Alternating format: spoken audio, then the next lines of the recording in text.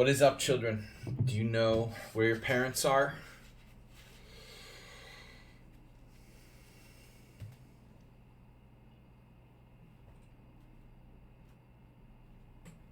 Dynamic and instructive analysis. Alright, we'll leave it at that. Whenever I try to put something funny, it like deletes it. Ooh, bro. Alright.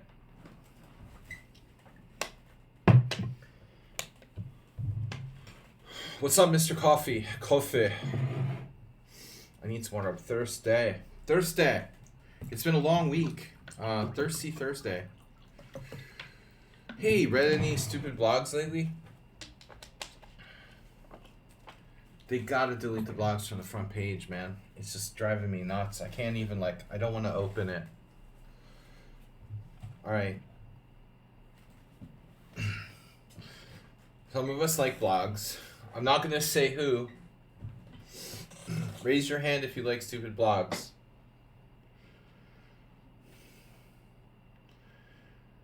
But Twitch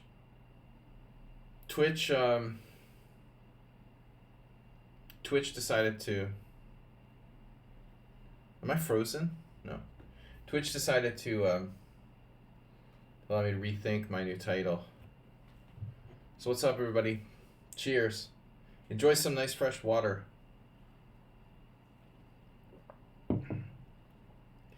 On the BBC, there was this article, a travel article about which countries it was safe to drink the water in, and which European countries it's safe to drink the water in, and which countries it's not. This short article, I just clicked on it, and maybe it wasn't the BBC, but it was some reliable news source, and oddly enough, Hungary wasn't on the list. It wasn't on the list of countries where it's safe to drink the water, but it wasn't on the list of countries where it's not safe to drink the water. So I don't know what that means, but anyway, I just don't drink tap water anywhere anymore. All right, what are we doing? What are we doing? Thomas Treinson just sent me a message. We'll wait till he gets here. ABC FIGM, welcome. From not India. And Mr. Coffee. So we got Thomas Treinson, ABC FIGM, Mr. Coffee, Asterbait, Snedsteg. Please don't do my game first. You got it. Alright, we won't do your game first.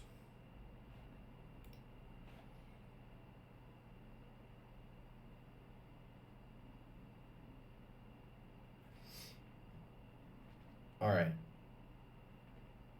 I wanted to make my stream title Instructive Analysis and Mocking Stupid Blogs, but it didn't take. I guess it was Twitch just trying to keep me from having a meltdown. Alright. Lichess is now Chess Mood's personal advertising site.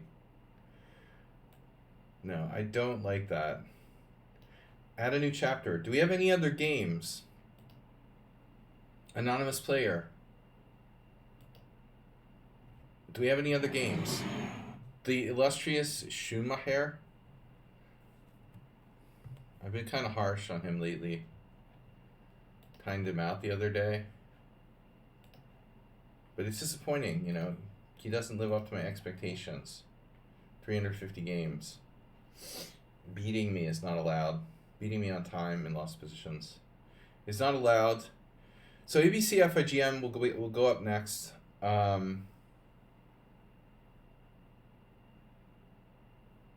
Is that the right game?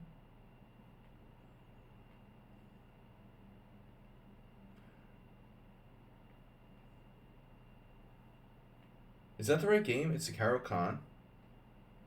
But I feel like I'm missing something. Like somebody submitted a game and I forgot them.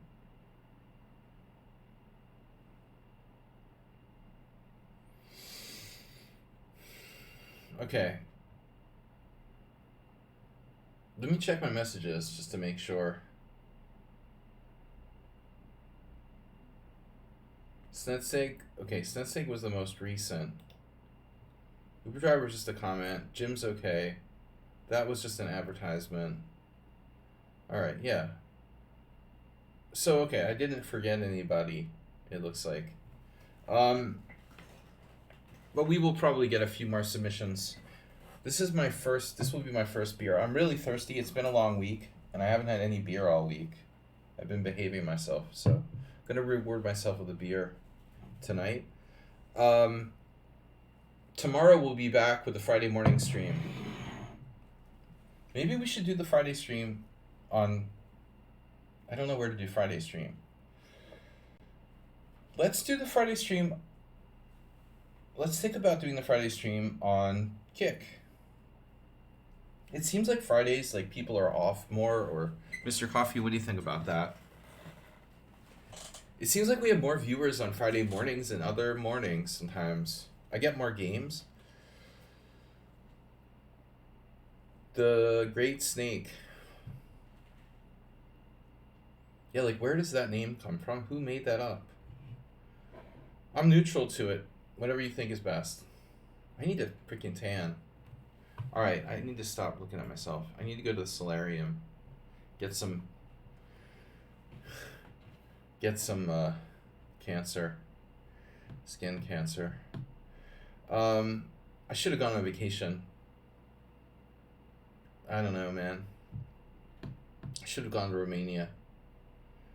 I feel regret that I didn't go. But gotta make money. If I could just sell my other apartment, I can have the money in the bank to take some time off.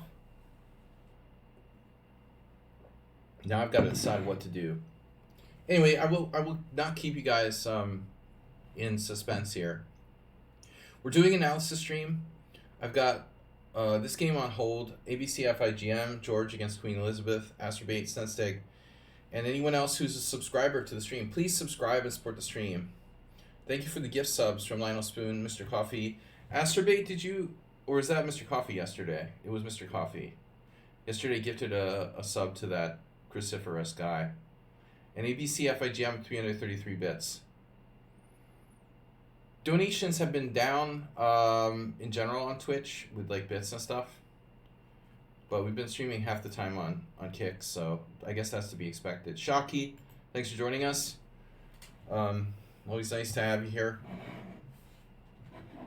All right, we're going to start with the Caro-Kann. So, ABC FIGM. Playing white in the Caro-Kann. And E5. Okay. Philosophically speaking, E5's it's a tough move, man. It may be white's best move. I don't remember what the engine says, but I think it's important that if you play this variation, you like closed positions. Number one, you're a good enough player that you can really appreciate and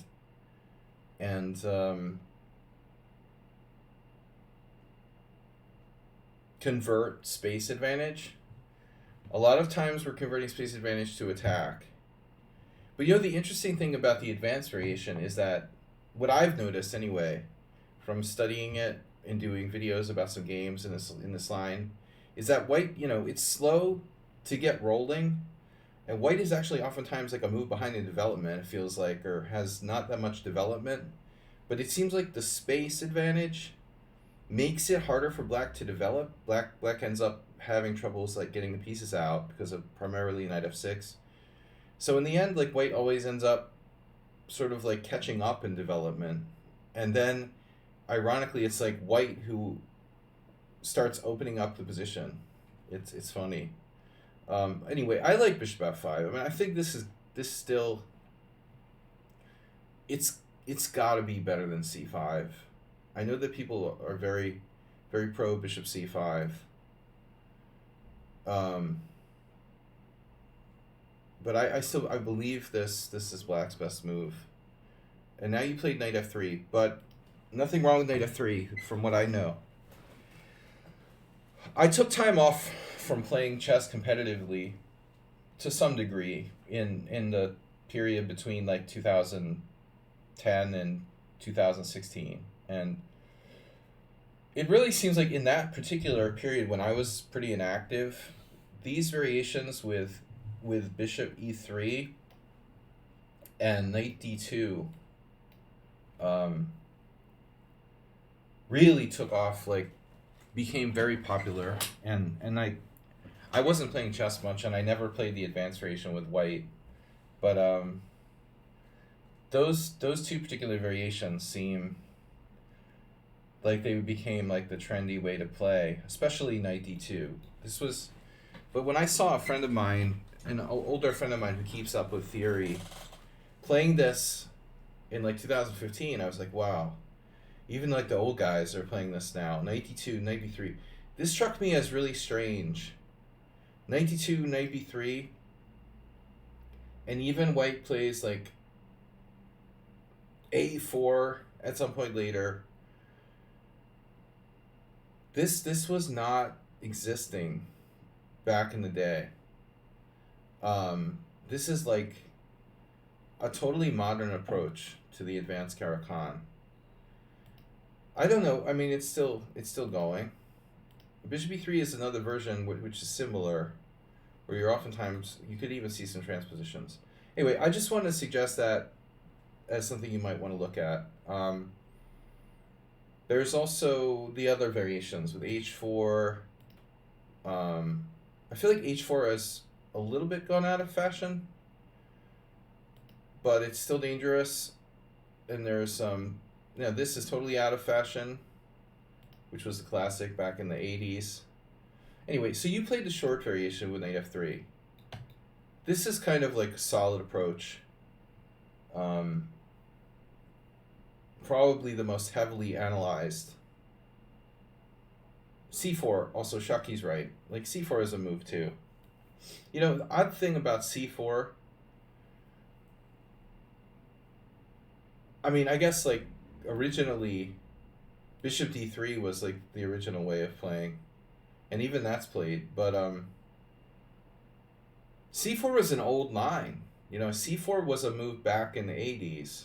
I mean, this was a major variation, considered to be like not that dangerous. So it looks like Carlsen has sort of shifted to this.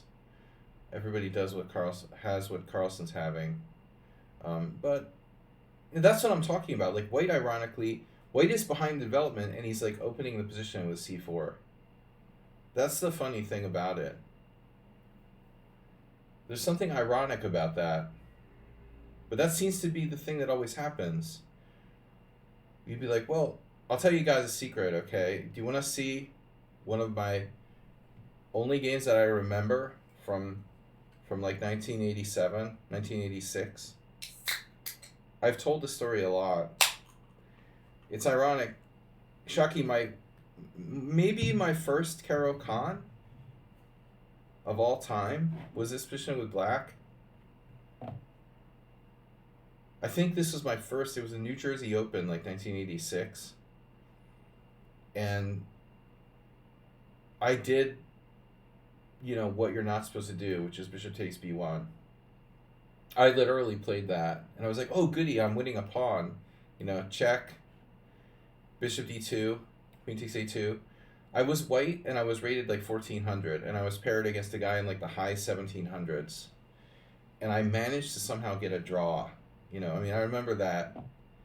I got away with this, like, pawn grab. It's just totally stupid. But alright, anyway, just like, I like to mix in some stories. My first ever Caro-Kann. Okay, so knight f3. If you want to be really weird, you could play f4. There's lots of options. G4 people play, I know. This is being played sometimes. But okay, knight f3 is solid. And now e6 is universal. And hey, what's up, Thomas Ranson? Let me know if you're good to go. Smiley face. Looking for a song. Song. Do I have songs?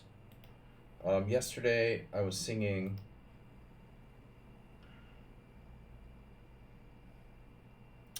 What was I singing yesterday? You guys remember? I was singing something.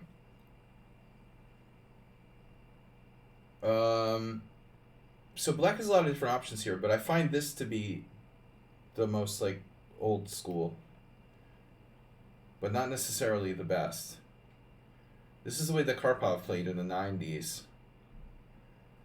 C5 is a little risky because white has some c4s coming later. This is the main move though. I think bishop e3.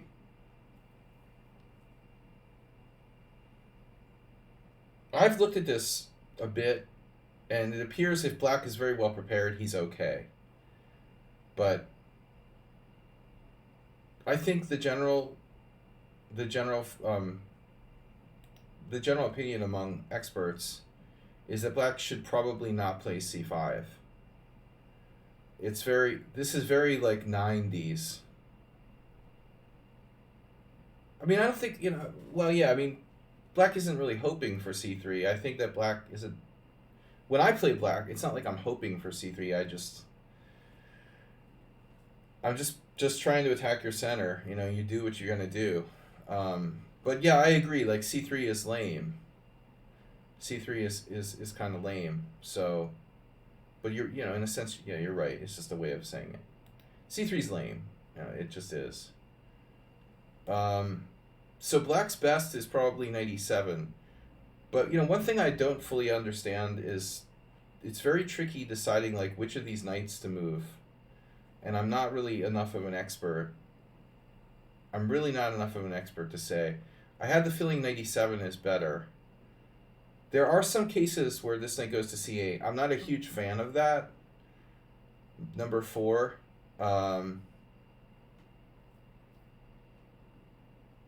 Number 4, aka John Spielman, or our Hungarian Prohaska Peter, known to play knight to c8. Not ideal. I like the knight to go to g6 or f5. So I can speak of these positions better from black's perspective, ABC, FIGM, since I don't really play the advance with white.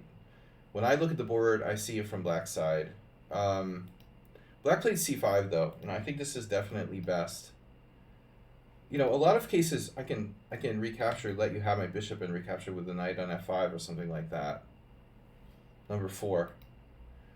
Number 4 is, it's like I called Bob. Number 4. Maybe number 4. You should talk number 4 into playing in the World Senior Championship. Is he over 65 though? I could probably like escape him by playing in the 50 plus group.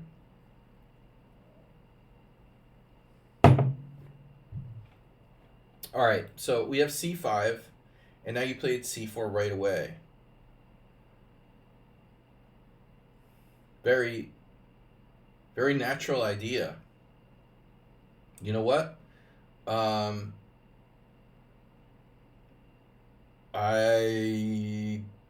Gosh. Are you drinking water out of a wine glass? Focus on the important things. Focus on the important things. It's a glass. It's on my table. I drink beer, wine, water, whatever. It's a glass. Do I look like Martha Stewart or something? So...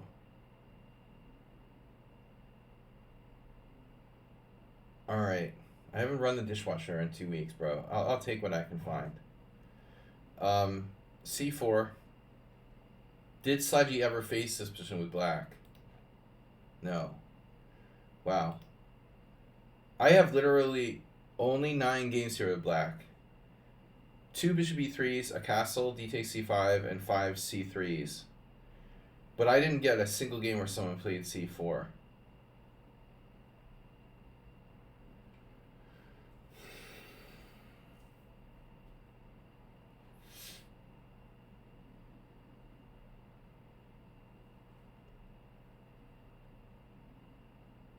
Yeah, I've got a few clean glasses left. This is my best glass, man. I'm not going to go to IKEA, buy more glasses. All right. We need more donations if you want me to get proper We need more donations if you want to get a proper, like, serving set or whatever you call it. Glassware. Sorry, Martha. Snoop Dogg in the house. So c4. So why doesn't anybody play c4 against me? Well, they don't. I don't have it many games, but okay. Why do I not know this? Why is it important for white to play bishop e3 first?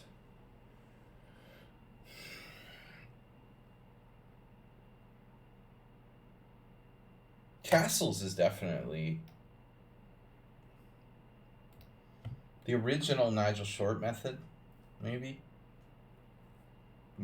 Magson Carlness. Castles has a good score. It's just yet another reason not to play c5. There's just too many reasons not to play c5. Number 1 is bishop e3. Number 2 is castles. And, c4 could be reason number 3. But it has very few games that has a bad score. But it's 38, so the sample size is insignificant. Our sample size is insignificant. But what isn't insignificant is the fact that there's no household names here with white. I would say that's a concern. The fact of the matter is, never heard of him. Paul Motwani, kind of an average grandmaster. There's some decent players like Petrosian, Tigran. But nobody's special, so there seems to be like a reason why top players don't play c4. Although the move's very natural. The top players are avoiding this move. Why is that? Why is it that c4 isn't good right away? Is there some crazy gambit or something? Survey says d takes c4. I think I probably looked at this once. I don't think white's doing like d5 or anything too crazy. Because if you could push d5, like in some lines of the French, you can't though. You're basically sacrificing a pawn temporarily. Black's losing his trump point on d5 though. Fundamentally, when you get down to it, it almost reminds me of like the Catalan or something. Okay, your bishop's on e2. Obviously, it's not on g3 on this diagonal, but the pawn structure is the same as a Catalan. Some cases. Yeah, we're not going to tolerate these Mexicans trying to distract us. Bob, are you Mexican?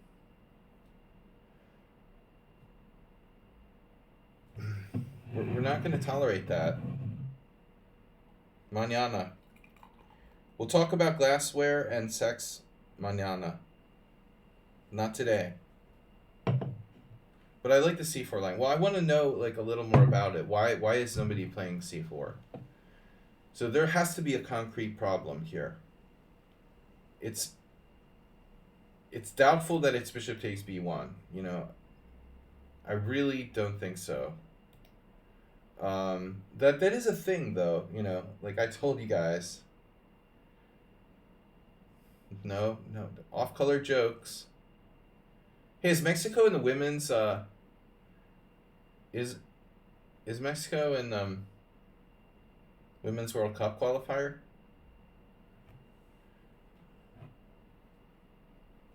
Seriously?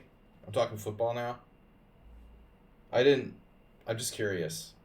I just saw like the US just drew with Netherlands. But you think like maybe Mexico would have a good team. I don't know anything about women's soccer, but I like watching women's handball better. All right. C4 anyway. D takes C4 seems to be the critical test. Now, what's the engine say? Bishop E3.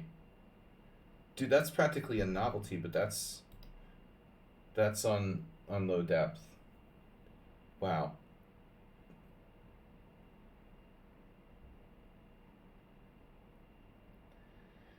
This is interesting. You know, there's very little material here. The score is bad for white, but it's really a small sample size. And it's even the engine has no clue if you're supposed to play knight c3, castles, bishop g5. Do you want some Mexican? I didn't know you were half Italian, Nedog. I thought you were thoroughbred. The heck, man. All this time I thought you was thoroughbred. That's crazy, dude. You're making that up.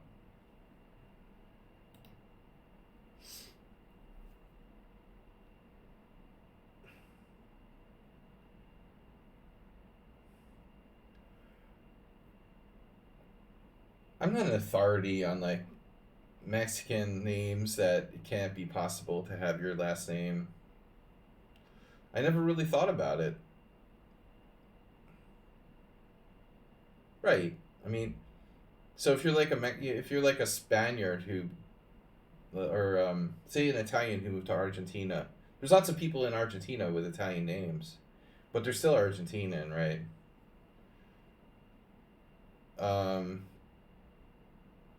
But you're saying your dad is Mexican born, Italian parents. Well, he's Mexican then.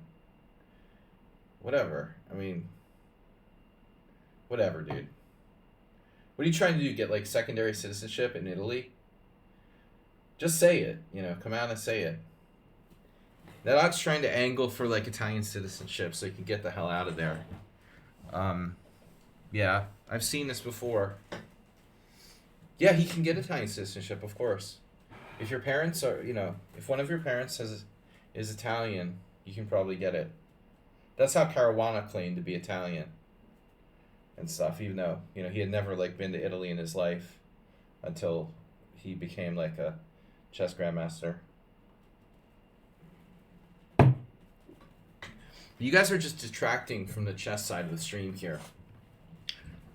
I'm not going to talk about this anymore. So black plays the critical move. And now you castled. And like I have no idea what your best move is, and the computer doesn't either. So you got a game here. Forgach Attila versus Burmakin. Bukarest Albi versus Schneider Ilya. That's like the Bundesliga 2011. Albert says he has like 6 Grandmaster norms. And the rating. I don't understand. He was 2501. I don't understand how you don't have the GM title.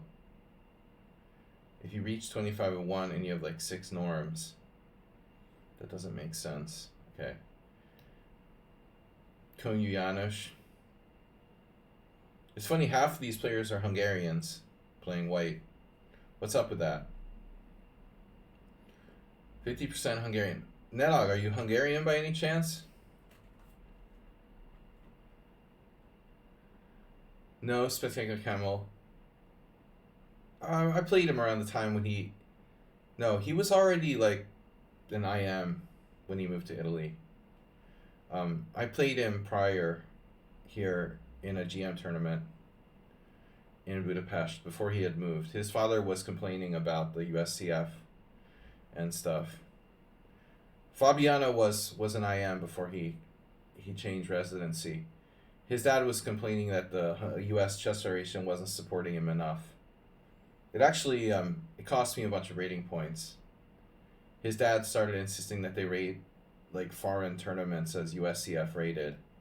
Basically, Fabiano's dad cost me like 75, probably 75 USCF rating points over the last like 15 years.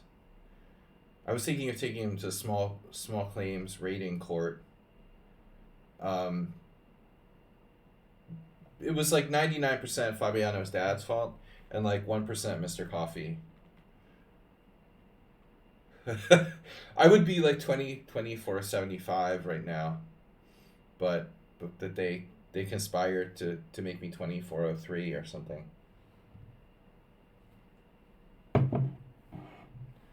All right, but back to the matter at hand. Knight c6. Best move, according to the engine. So now we've sacrificed a pawn. And we're hoping to maybe pick it up later. But look at the score here. Not very good. Bishop e3. Again, sample size irrelevant. Now black plays c takes d4. What other options does black have? This is what I'm talking about. Like, it's hard to develop when there's a pawn on e5. What is black supposed to do? Like that? People have actually played this. Oh, snap. U.S. Amateur Team Championship, 1998. Anatoly Karpov, Russian Duma member and supporter of the Russian war, playing in the United States, of all places, in 1998. Oh, isn't that nice? The Western world isn't so bad after all. Okay, Anatoly. Well, anyway, he played knight on g to e7 here, so that's worthy of consideration. It's the only move I can see for black to play to develop pieces rather than something else. So that move may be worth considering. I mean, the thing about this is that it doesn't develop for black. And when you play knight takes d4, this diagonal starts getting a little bit spicy. So this is Bokrosh with white against Ilya Schneider. Knight takes d4, and now I guess the other knight is going to come through here. Knight takes d4, bishop takes d4. Hold on a second. I'm just going to... I don't want to turn on the engine. I don't want to see the analysis. But, dude, is this okay? Like, if I'm going to play black here, I mean, I'm getting kind of scared, man. And my king is on the a in the a4 e8 diagonal, so you can see why Bokrosh was playing this. I mean, it looks like, you know, black has got to be careful. So Bokrosh's opponent, who's a grandmaster in Germany, I don't know where he's from originally, Ilya Schneider, I never met him, but Bokrosh's opponent played 97. I mean, that's what I would expect. Naidich Anand, 2009. So now we got some transitions to normal lines. But this is like, dude, how's your sense of danger doing? You know? I mean, b5 is like...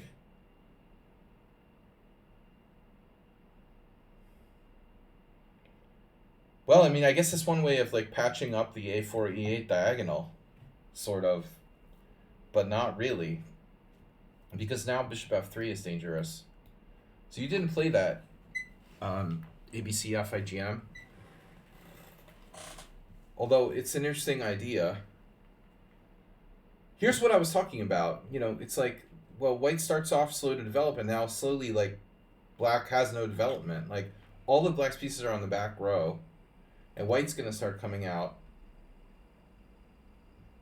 You played a4, breaking his queen side. That may be the best move. This is also worth considering. Knight c3 is also worth considering. I mean, I guess if knight c3, black plays a6, and that's a bit of a question. If I were black, I would even consider this move. I mean, it's not great, but what's up with that? I guess I'm not sure. There could be some really crazy shit, like here. No, this is hanging. I don't know, man. I don't trust this move.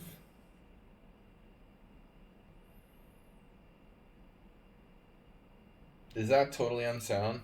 It's actually playable. He has to go into an ending. Wow. So it is queen a4 check, queen d7. This is actually playable for black. It's just a little bit unpleasant. It may not be that bad. He might be able to survive that. But anyway, this is a catastrophe. b5 looks really, really dangerous. Can't do that, man. So now he's just toast. I mean, wow. The computer cometh, bishop f3. Yeah, I mean, that's a nasty move. Obviously, black expected rook takes rook, queen takes rook, bishop f3, and then he has bishop e4, and he's totally in the game. So he misses this brutal move, bishop f3. That's a major oof. And now you're threatening bishop c6 check, so it's just over.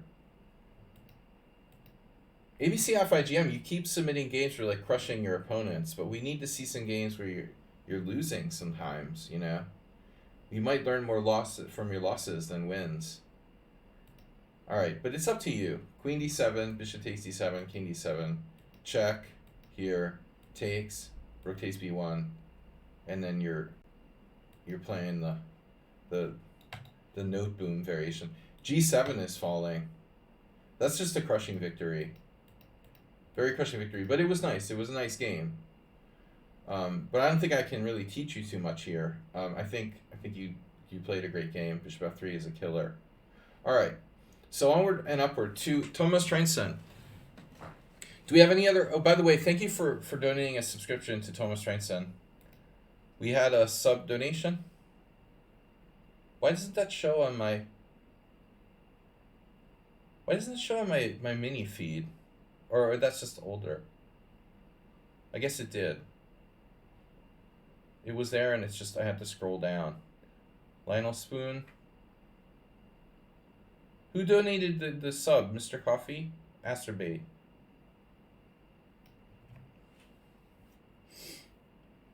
Help send Saji to the World Senior if it doesn't burn down first. No, but you brought up an interesting question there, ABCFI Gem. The whole idea of that c4 move. We didn't get to see how Bookrush lost to Ilya Schneider. Albert's an old friend of mine. He's a good player. Basically should be a GM, but doesn't have the title.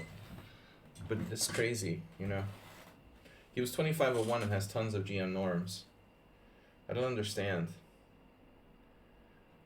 Thomas Francis said, Asterbait donated the sub, beating everyone else to it.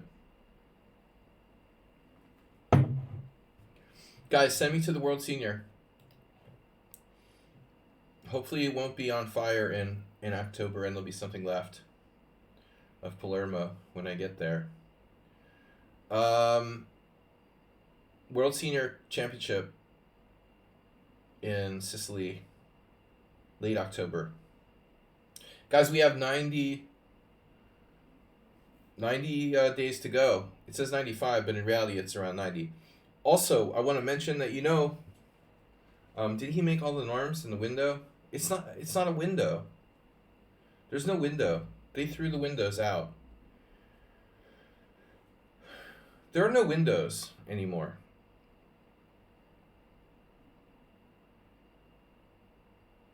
That I know of. Although I could be some new rule I don't know about. So in the old days there were windows. Can you know why? They had, of course, in the old days. When the dinosaurs roamed the earth. And I was playing chess actively. What was I gonna say though? I don't know, that rating on the board, maybe he wasn't really 25-01. I don't know. Maybe that was rapid.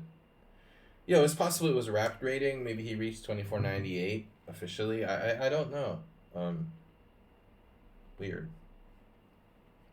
But I just remember over drinks him telling me he had like 6 GM norms or something. So I would think like you must not have the rating requirement if you had 6 GM norms. I don't get it. All right, so Thomas Treinson is black here in the Scandinavian. It's so good to drink a beer. It's been a beerless week for me. Twitch is providing Saji with extra problems. Maybe either your payment method or some sort of restriction due to Serbian law. Oh, Bijak. Oh, no. No, it's that credit card. It's the credit card thing, right? Or Twitch. You couldn't subscribe on Twitch? Or what? What did Bijak say?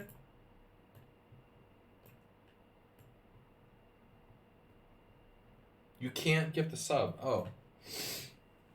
I don't know, man. It's probably a bug with Twitch. His payment method. They banned Serbia. Maybe it was something that Djokovic did. I don't know. It's probably just a bug. Alright.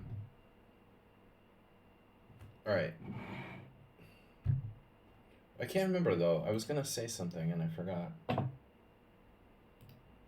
I got something in my head and then it fell out the window. Is Wayne Brady gonna have to Djokovic?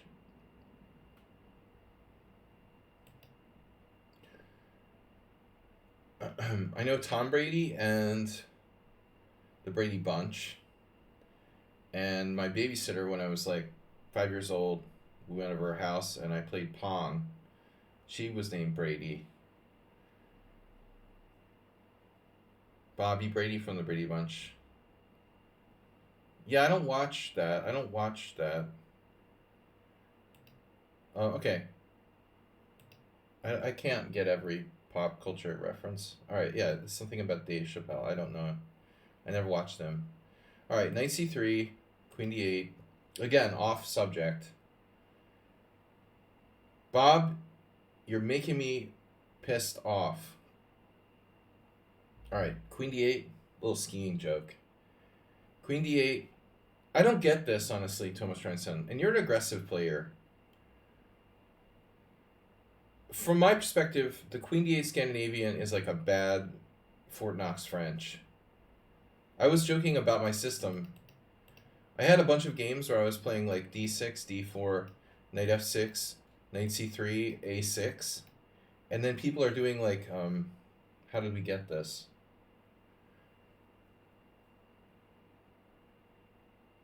How was I getting Scandinavian type positions? Does anyone remember? Oh, it was something with knight f3, e6. How was I getting those Scandinavian type positions? Oh yeah, they would play e5, right? So I would do e6, white does whatever. Maybe bishop e2, b5, a3. And then at some point, they would push. And maybe the position was slightly different, but anyway, I was getting these situations like this. Okay, let's say this pawn isn't hanging. My move order example is not perfect, but I was basically getting like queen d8 Scandinavians where I never moved my queen. So my joke was, you know, I can play the Scandinavian like without losing a tempo or whatever, and going queen d5, queen back to d8. You got the same structure. No, I know ABCG. Yeah, I mean queen d6 is interesting, and like everyone's played it. No, that started to be very trendy when I started playing poker in early 2000s, around 2006. I actually did a video series very early on, even though I'm not really that. When it was new, it was back in like 2006, 2007.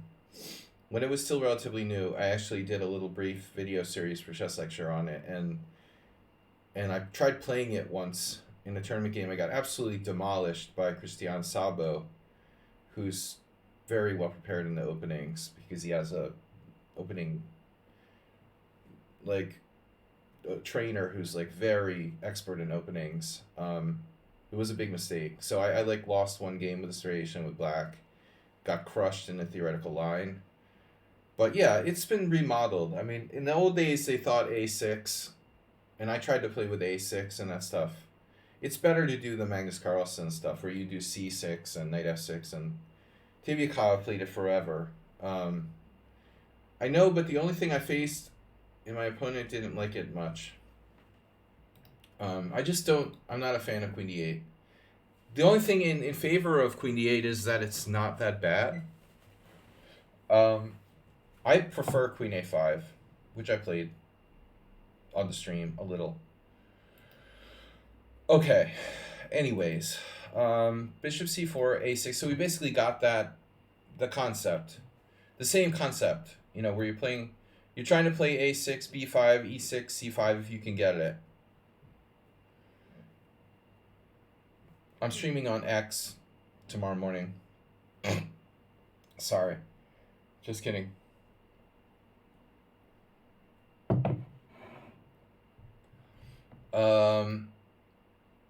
Now, what should white play? I mean, knight f3 looks right. Did white already make a mistake though? I think, you know, this is a good question. Bishop c4 is probably not the best move. I guess knight f3 is more flexible. I have tried with the white pieces to play a couple of games with these weird... I like weird ideas like bishop g5. I tried bishop f4. Basically the idea of castling queenside. But, you know, I don't think that this is objectively better than like classical development with knight f3. Knight f3 is best. I think what we really want is black to give us their bishop for nothing. That's my goal. You know, I want to see bishop g4, and I'm like, yum, yum, give me your bishop. I'm in, man. Give it to me, baby. I want your bishop. And you're playing the Fort Knox French, and it just sucks, you know. This is like, I would rather like be tortured or waterboarded or something than try to play this crap with black. There's like 0 chances to win, and there was a Fort Knox French game where it transposes. It literally transposes. And it's Yasser Seirawan losing to Peter Leko. Can you imagine how exciting a game is? Leko versus Seirawan? It'd be like literally watching the grass grow on the chessboard. The grass just grows until like absorbs the other side of the board or something. I mean, 2 really, really solid players, but Leko just destroyed him slowly, taking all the space, and it's just not good, you know. So, and this looks risky, to say the least. But your other option is to not play bishop g4, and maybe that's the way to go.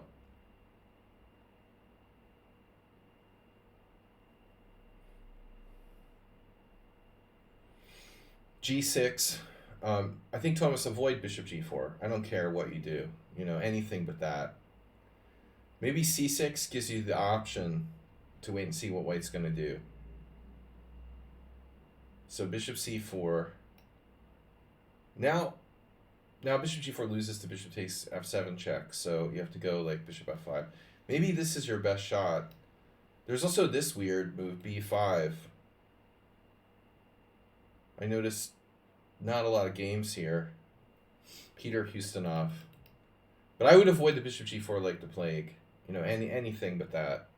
Don't do bishop g4 and just trade your bishop off for nothing. You're probably going to find some chessable courses where people are recommending that, and it's like sticking needles in your eyes. You'll never be able to play. You'll never be able to play for a win if you do bishop g4, bishop takes f3. You might as well play the French exchange or Rubinstein.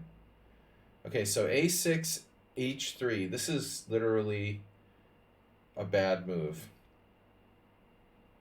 You just played a6. You're basically signaling that you want to play b5, and you know he's like preventing bishop g4. That doesn't make a whole lot of sense. I mean, it's really not appropriate here. That's why there's no games. Because, like, you know, you're signaling b5, bishop b7, and he's like preventing bishop g4. Well, you know, chances are you're not going to play a6 and bishop g4. So here you have options. You can play e6, keep your flexibility. You don't want to play c5, allow d5 necessarily, but I think this one might be playable. b5 looks okay. You just have to be careful. He might have had bad experience with the pin. No, I mean, I understand. People, they do h6 all the time when they don't need to. That's why they're chess amateurs. But you got to be thinking like, how to take advantage of this guy's mistakes. He just played h3 unnecessarily. So that's good for us. b5 is probably justified. And now, he could be like, okay, I screwed up. But most people don't want to admit they made a mistake. I'm not sure he did objectively, but I'm just saying. Like, this might not be that ridiculous. Bishop e3, and then c5. Okay, I don't know,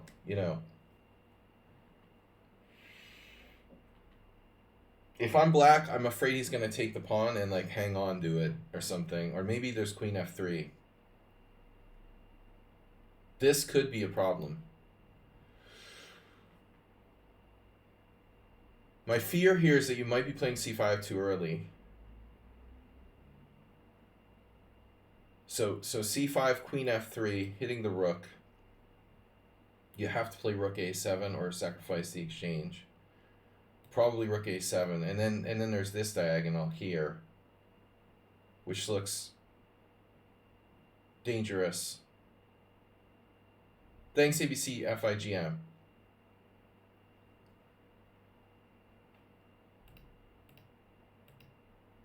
I'm wondering, objectively, if you should consider playing like e6 first. A little bit like a Queen's Gambit accepted. You can maybe hit him with a sort of stutter step, boom, boom. You get them both in or something. Move order here is really paramount, I'm guessing. But it looks like queen f3 is dangerous. I don't think you can sack the exchange because your knight's hanging on b8. So, yeah, you should play bishop b7. He has to defend, so knight f3 is basically forced. You have to watch this. And again, you might, you got to watch this. This is very dangerous. There are some tactics with knight g5, knight e5. So again, e6 is like probably a good idea. I mean, he could try to hold it up. Maybe he can try to hold it up, but you could probably play it anyway and then recoup the pawn later in some way with queen c7 or... All right, so you played this. It's a mistake. I assume queen f3.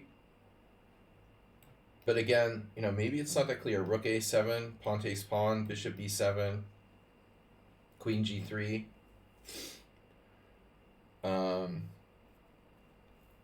I mean, he's gonna like cling to that pawn on c5, and it may not be so simple. Plus there's this, and there's this. So I really don't want to play another thing you could consider, but it's again very risky. Some move order involving knight on bd7. You could try even like this or something like fluid. Assuming there's no fancy tactics, like with bishop takes f7. I've seen some people, they'll throw in like knight on bd7. White makes a routine move. Maybe you hit him with an e6. If he plays routinely, now you've got a really good position. b5, bishop here, c5. This is still dangerous because of d5, actually. So maybe you have to play this. You have to watch out for this d5. If he gets in d5, you're really in trouble. All right, b5 here, here, here. And I think that may not be as good as queen f3. Queen takes, check. And now, yeah, king takes is risky. So he takes with a knight. And now e6 to get the pawn back. Bishop e3. Bishop b7. And you're preventing c6 while preparing knight on bd7. You're threatening g2.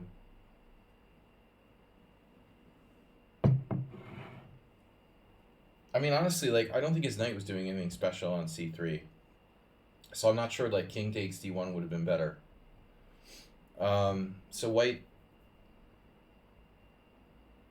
It looks like white is on the verge of being worse now. Not just, like, losing the pawn back.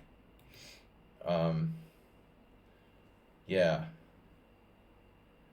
Rook h2, anybody? So he's gone from better to worse, literally. Knight on bd7. You get this pawn back smoothly, you're better. It's a good structure for black. You have the bigger island. You have some pressure with the c file. He has too many weaknesses here. I expected a4, and it's a common idea, but I don't think it's that effective. It might not even be that useful for white. There's a possibility this move like weakens his position as much as it weakens yours. If you let him take here on b5, Tomas, then I think his point is that your b5 pawn is isolated and kind of weak. So I agree with this move. b4 looks right. I mean, you're keeping his knight blocked in, and you're not letting him like artificially isolate your b pawn. And now white like just basically running out of ideas. He plays a5 to try to get in some sort of bishop a4. You played this variation a few times. Most of the times the kingside knight has already been developed on f3, yeah. Well, usually they play knight f3 first and then bishop c4, but his h3 move really cost him. I mean, now we can see how important that really was. What the heck did he achieve with h3? You know, it was like the writing was on the wall right away. When you played a6, he didn't understand what you were doing. In his world, it was like, oh, my opponent is afraid. Maybe I play knight c3, knight b5, and attack c7. He thought like a6 was about maybe like keeping your knight off of b5 or something. It's mostly about, you know, expanding with b5. So here's a big question: which way to take? I mean, this reminds me of a Marin now, but I would say knight takes, because his biggest threat is bishop a4 check. If you take with the knight, if he hacks this, you take check and king e7, and you have a very good position, like huge advantage to black. White's strategically lost. I get it, like you're developing with bishop c5, and honestly they're both good, but I don't know. I mean, he's gonna have to like let you take his bishop. What's he gonna do? This? I mean, this doesn't look great. This doesn't look great. This doesn't look great. I don't see a really good response here. Bishop takes c5 is okay, but it's not as you know, as forcing, but it does develop, so that's good. You see, this is the thing, he could just like chill with knight e2. I felt like knight takes c5 was more problematic for white slightly. Nevertheless, you have a good position. Knight d5, another strong move. I really think like maybe at this point white should just bite the bullet, and this is the kind of position where if white is really, really smart, he can probably stave off defeat and salvage a draw, you know, but you gotta like know that you're worse and recognize you're playing for a draw and start to think about it. This looks really slow. Maybe he should even like give up his bishop. I don't know. Bishop f2 is just ridiculous. It's ridiculously slow. I mean, he's got to have a better move than that. You know, I would sooner take this. That's my joke, though. Like, I've made this joke a lot on the stream. That's when I fall out of the chair, when they play bishop takes knight on d5. There was this one game where I fell out of the chair. I was so surprised. It just happens all the time. There's these surprising bishop takes d5s. But maybe it's not so stupid. You know, he gives up one bishop, but the other bishop's getting traded off. You know what I mean? Like, white's, of course, worse here, but I think objectively, like, the chances to draw are fairly good. So the aggressive fruit flies. They smell my beer. Yeah, so this is an interesting discussion for, like, middle game play. You got to know when you're worse. Know your role, Bob. Know your role, Nedog. And know your worse. And accept it. And try to defend. A lot of people just say no, didn't even know, you know. Oh, should I do something, proactive here? I'm clearly worse. Oh, and then they lose before they realize they were losing. It's like whatever is 12-step program. The first step is like recognizing you have a problem. If you don't recognize you have a problem, you can't you know, deal with your problems. Bishop f2 is extremely passive. Like, what's he gonna do? What is this? We're gonna just keep the tension here forever. Castles, and now bishop a4. Okay, that was crafty. Is it possible that Thomas Transon made a mistake? Yes, sir, it is. Thomas, how do you feel if I told you that maybe you should play king e7? I mean, it's an endgame, and I don't see a lot of danger for you on the e-file right now. I mean, conceivably, he could castle, put his rook on e1, and like maybe there'd be some way that your king on e7 would be vulnerable. But I think this is classic, man. You got a good king position. You connect your rooks, and if he does this, it's even better now because this is not with check. So you could play anything you want here. I mean, rook d8. Wait until he takes, and then you take on f2 check. Then he takes, and then you take with the rook, and you're already like saving time, maybe. And with castles, your king it's away from the center. Castling was invented, later. I mean, chess was played without castling originally. This is a fundamental position. With the bishops on the board, you want to tuck the king away? I guess it's a close call, but these bishops are going to be exchanged, dude. I mean, theoretically, he could play what bishop h4 check, but I mean, what's he going to do with his king? Your bishop on c5 is too strong. There's no way the bishops. My point is, like, honestly, there's no way the bishops are not coming off the board. There's no way this guy is not exchanging bishops, and then f6. I would definitely play king e7. Castles is okay, but I think you have a better endgame with your king closer to the center. Bishop a4, bishop f2 check, and ironically, he should probably consider doing the same thing. I'm not sure, though, because this pawn is a little bit weak. He has to consider the fact that his knight can go here and here. He has to consider the fact that your knight can come in here. It's tricky. It's a trickier decision for him, take with the knight or the king. Okay, now knight c5 is a strong move. And you're taking his bishop. Okay, well, life is what it is. Okay, so he also castles. Well, he doesn't have a square now. So, and he has a big problem here. I mean, maybe really like king takes. King cakes. Boys and girls, get out your vacuum cleaners. Uber driver's in the house. No, I mean, he's got your knight hit, so what are you going to do? If you play knight c5 now, you cut off your own c-file, and now he goes into vacuum mode with like knight to e3. And he's got time to connect his rooks. So I would anticipate knight takes a4, rook takes a4. Check out your guy there. Knight takes a4, rook takes a4. Maybe you have an in-between move. Knight takes a4, knight takes d5. This could get complicated. Knight takes b2. But I'm just saying, like, I think he should have taken with the king. Both you guys need to think more about keeping your king centralized. This is an endgame. I just want you to be aware of that. Now it's an endgame. The technical definition of an endgame seems to be when the queens and one other set of pieces are traded. Now we've reached an endgame. Prior to the bishops being exchanged, it's a queenless middle game. Okay, knight c5, castles, and then you have to look at this.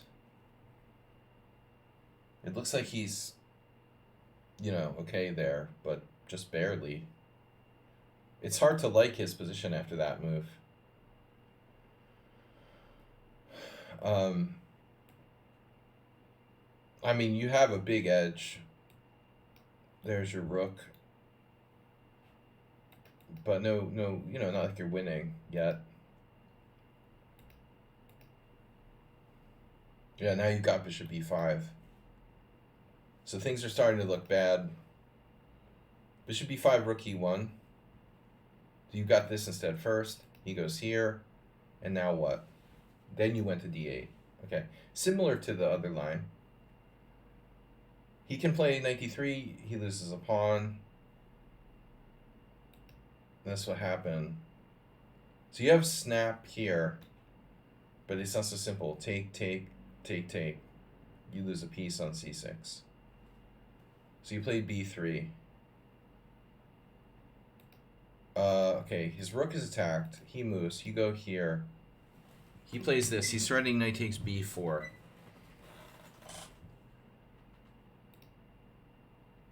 Well, I mean, mainly you're threatening to play rook d2, which is very serious. So it's difficult to suggest a better move for white. And now the question is, knight takes c2, rook takes c2 isn't enough, so you've got to do something else. b3 makes sense. And your b4 pawn is hanging anyway. He's threatening knight takes b4. Okay, here. He does have knight b4, but then you have bishop b5, and that's the game? No. He took. He took because the bishop's hanging on c6. So now you can play bishop takes f3. But you didn't. You could play this. Not saying you should, but you could. Bishop takes f3. Complicated situation, obviously. Pawn takes f3, rook takes. White's pawn structure is a disaster, but he does have this 3-on-1 on the queen's side. I guess theoretically, it's not so simple, you know. Alright, so you didn't do bishop takes f3, you kept your bishop, you played bishop b5, attacking his knight. His knights are skewered. Uh-oh. Knight skewer. That's not every day you get a knight skewer. That was a tasty knight skewer. Damn. I guess that would make it better than bishop f3. Those knights are not in ideal. They're not ideally coordinating. Yeah, Mr. Thrinson has g5. Everyone saw it but you. I don't see the tactics that fast when we're analyzing these games, so White like kind of walked into this. But there isn't much to suggest, you know, like he was kind of forced here. I mean, he could have played knight b4, I guess. That honestly, well, okay, he could have played knight b4.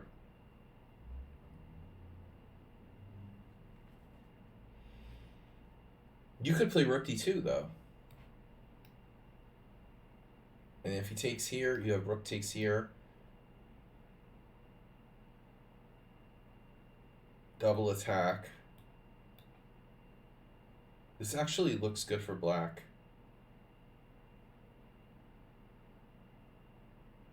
This looks good for black as well. He has to take. And then check, and his kingside pawn structure is... His entire pawn structure is like ravaged. Rook takes b2. He's down a pawn with very bad structure. So he's probably losing. But I guess that was better than the game. Unless he has a saving move here. He played rook c3. Does that qualify as a saving move? I don't think so. So the point is, like, obviously if knight f4... Well, knight f4, the other knight f4. Your other knight f4, okay, here. Yeah, I mean, that's it, dude. Does he have a miracle? Maybe he has some kind of miracle with, like, pinning you? No. It's like, he doesn't have this because you can always do, like, rook d2 or even just here. It's over. He's totally lost. Yeah. So he does that, just drops a piece, and it's over. Keep it simple. Yeah, it's easy. He has two connectors. I'm not super happy about that.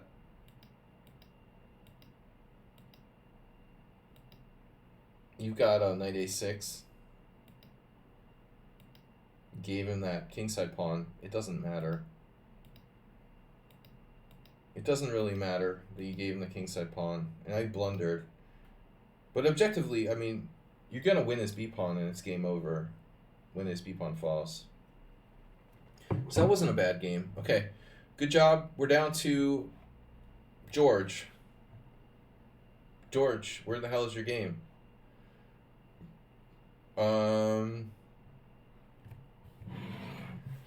Who the hell is George? What happened to Nedog? And did I hurt his feelings? It's so easy to hurt Nedog's feelings. And Bob and Nedog are bonding now. No, interesting game, man. I like tinkering with the I was really thinking of playing the Scandinavian at the World Senior, but it's too many people play it. It's not a good surprise weapon, really. I mean, it's very, very common. Last year, Eric Prier was playing it. He's a French grandmaster. He was playing it, knocking off.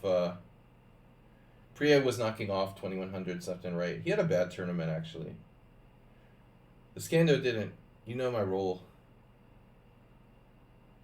I need some rolls, man. If you got some extra rolls, I could use it. All right. But I don't know. I tried to add this game and it didn't go through or something. Where's Mr. Coffee?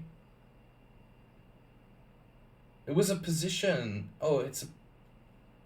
Yeah, it's a virus, not a bug. It's supposed to be a position. I don't understand why it didn't go through. I thought I added it, and I guess I didn't pay close enough attention. Wait.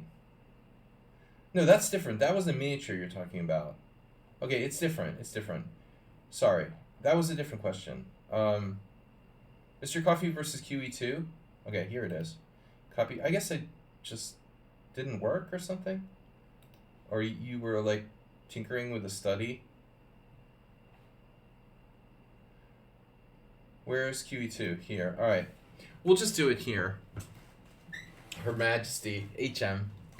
How did you do that? How did you do that? How did you make the title? You made her have a title. When are you playing Prince Charles? How old was she? Was she like literally the Queen's age? Like an 80-year-old?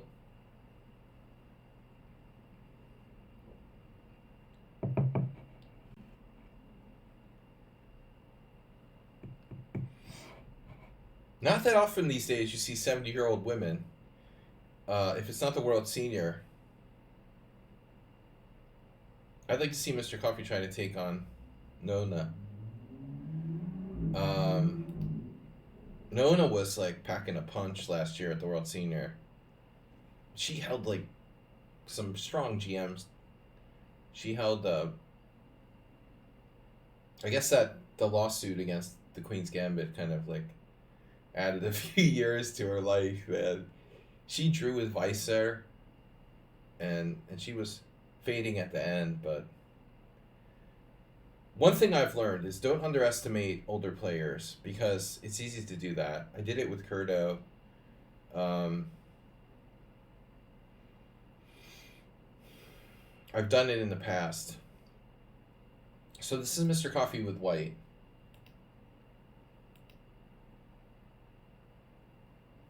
Queen E2 on the Titanic. That was my dream when I was a little kid, to go on a cruise on the Queen Elizabeth. Bishop G7, one of my childhood dreams. I had this like catalog of the cruise ship, and I thought it would be cool. Bishop G7, knight on B2, castles, C3. Very original. This is very original, Mr. Coffee. Mr. Coffee's wheelhouse, in my opinion. This is his best. He's holding back nothing here. Wow, the Queen Elizabeth knows her King's Indian, man. D6. And now, okay. Now, if you want to be really weird, I was thinking I've used like, you know, weird move orders before, but here.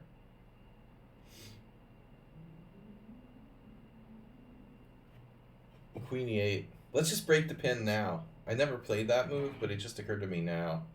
Like, why not? Oleg. Oleg. Oleg is in Lviv. I hope he's alright. Korchnoi Gutman. Another creative player, the Gutman. John Goodman. I think it's a little too deep for Queen Elizabeth. So d6, standard King's Indian move, now e4. Okay, so now I have played Queen e8. I have played h6.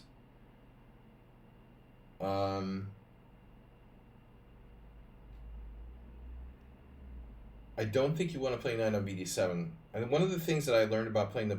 I keep getting games from you guys where I'm like used to playing the other side. Thanks, Tomas. One thing I've learned about playing the black side of the Tory attacks, I learned pretty early on the hard way, was that you can't act like it's a normal King's Indian. You can't play like it's a normal King's Indian. It's not. You know, white has not played c4. You don't have as much play on the long diagonal. It's a different structure. It's like closer to a Pierce. Some kind of... It's basically like kind of like a passive Pierce for white. So she played c5. I've never played that move. I think that it's okay. It's not great, but it's reasonable. I'm surprised it's the #1 move. I didn't realize it was so standard.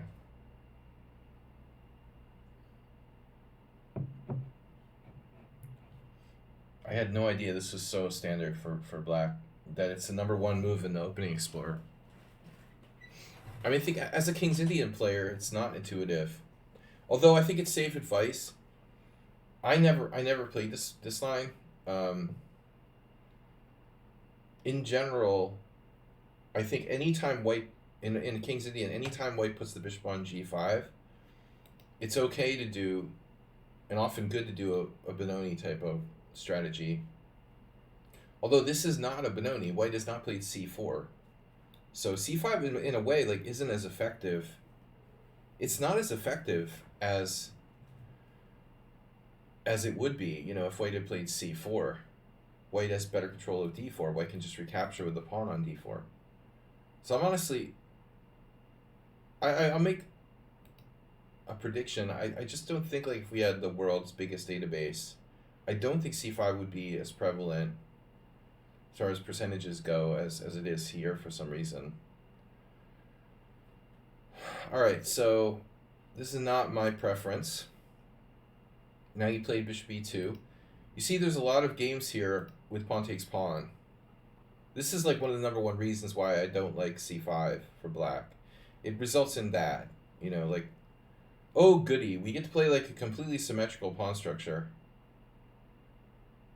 I had a funny game a couple weeks ago where I was black, and the position was different, but I was like remembering this idea from the c3 Sicilian. I did something crazy like d5.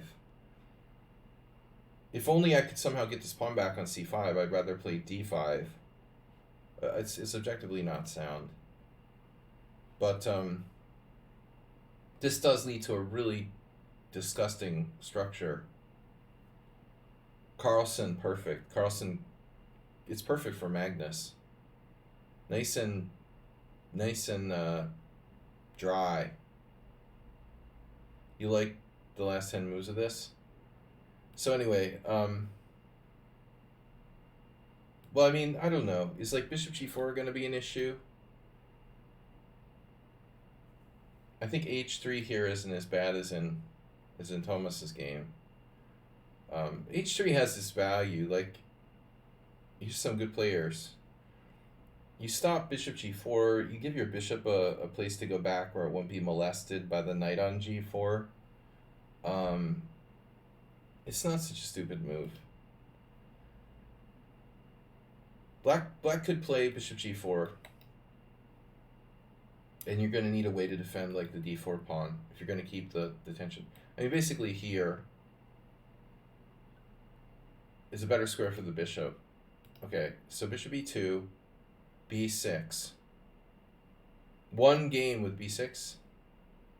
Chavez. I think that was the name of Nedog's cat. He's going to get mad at me now. I misremembered the name of Nedog's cat, and he corrected me. It was Elvez. I was like, I was upset about something, and I said, oh yeah, your cat. What did I call him? Gomez? I called him Gomez. You like Mr. Coffee, he's a cat person too. His name was Chavez. He's a big fan of Venezuelan leader, former Venezuelan leader. I miss the golden era. Unfortunately, when I went to Venezuela, like Chavez hadn't taken control yet. I just missed him. But yeah, b6 doesn't look right. It is what it is. I mean, I guess black should just play knight c6 or c takes d. Is knight c6 so bad? I don't know why knight c6 is so bad. Is it like push? Is this really bad? I guess. So basically you have to like take and play knight c6 for black. She has to take and play knight c6. Boguslav Lajos. Take and play knight c6. This isn't as bad, Darmak.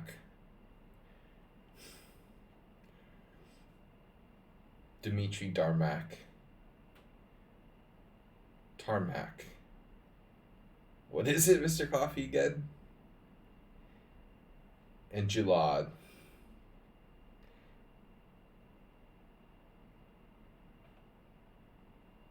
Eric Tangborn, never met him. All right. Darmak and no, b6 looks a little funky, but she's kind of taking advantage of the fact that you didn't play bishop d3. I mean, I think like if your bishop's on d3, you got this like reinforced.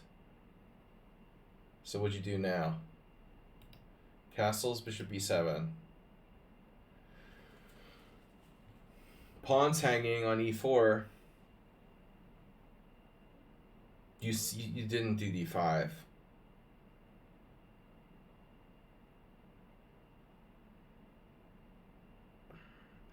It's tricky.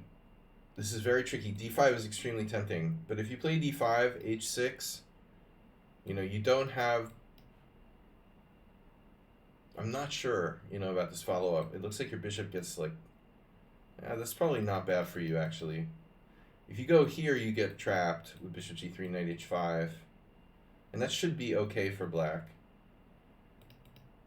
I mean, d5 needs to be considered, seriously. You decided to play queen c2. I'm not a huge fan of queen c2. And I think your bishop should have been on d3 anyway. How about some tactics, bro? What do you think tricky? Can we play like rook e1 and do some damage, like, Can we get a little creative around here?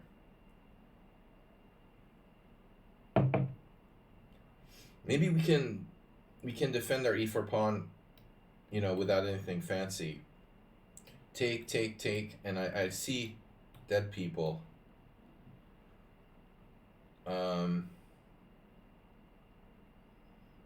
I feel there's something here in the room with us, but I'm not sure. Okay. Generally speaking, this is okay, but I don't want to do it in positions where like the C file is going to get ripped open. If you had a static structure, like here, then queen c2 is... Oh, wow, look, it's the #1 move. What a surprise. So that's the problem, Mr. Coffee. You're going to put your queen on c2. It belongs on e2 with the bishop on d3. If you're going to put it on c2, you can't have your c file, You're going to get a new one, ripped a new one on the c file here. I've already talked about like queen b1 in the London system. It might be better than queen c2. We have a comment from O_P_G. And he said, why is that lichess feels tough than chess? And that's not allowed. You're not allowed to say that here.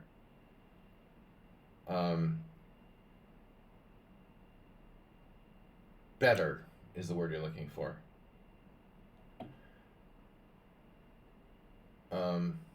The word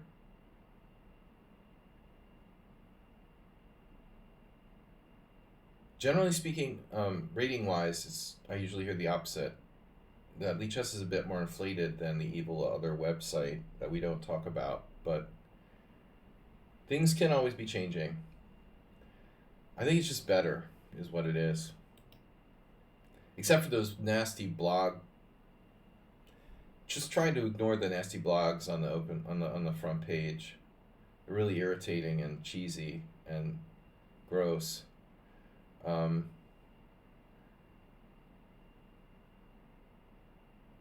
So the filter doesn't work. Yeah, that was tricky. Ivan Sokolov has played this with white. And my friend Emil playing black against Farago Shandor. Alright, what are you going to do? Take with a knight on d4? I mean, seriously, is that what we're going to have to do here? Do you guys want to bet? Do you want to bet who played c takes d4 and who played knight on bd7? Did Petro play c takes d4 or Emil? I'll tell you right now, I know who's who. Emil likes the rope-a-dope, Emil likes the rope-a-dope bullshit d6, c3 Sicilian, and he'll do all kinds of crazy shit, you know. I bet you anything it's like Swidler played c takes d4, going for the open file, and Solanti played knight on bd7. Yep. See what the master knows? I know everything about everyone.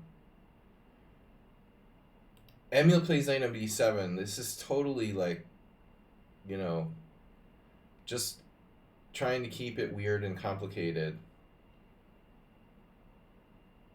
And somebody played d5. Well, that's an unpleasant surprise. See? Yeah, I already don't really like Black's position. He's taking unnecessary chances here to try to beat Farago. But the way that Swidler played it is natural. This makes more sense. Because I told you, you're supposed to try to get you on the c file. Mr. Coffee, if you played knight takes d4, I wouldn't blame you, bro. You know, because your queen is like not really in the right place here. Some guy, I don't know who he is, he actually played this position against Tukmakov and lost. Tukmakov is moved out, man. He was like living in Odessa, you know, thank God he left. It's just such an abomination, this whole war in Ukraine. I mean, this guy is a legend who like played for the Soviet Union in the Olympics and shit, you know, and he's like has to flee his home because of these bastards. It's so sick, you know. Tukmakov had to like leave Odessa last year to move to like Switzerland or something. He's lucky he did. They're like bombing Odessa now. And everyone in Odessa thought they were safe, you know. It's like, But anyways, Queen c2, knight on bd7. So Queen Elizabeth is playing like Solanti. This is an over-the-board game, Nedog. She's playing like Emil. So Helgi played rook a d1. Wow. I don't know what Helgi's thinking here. I prefer to close it up with d5. But Helgi's a much stronger player than Farago Shandor, obviously. Sigurd Paulson was able to hold the draw. Jesus. I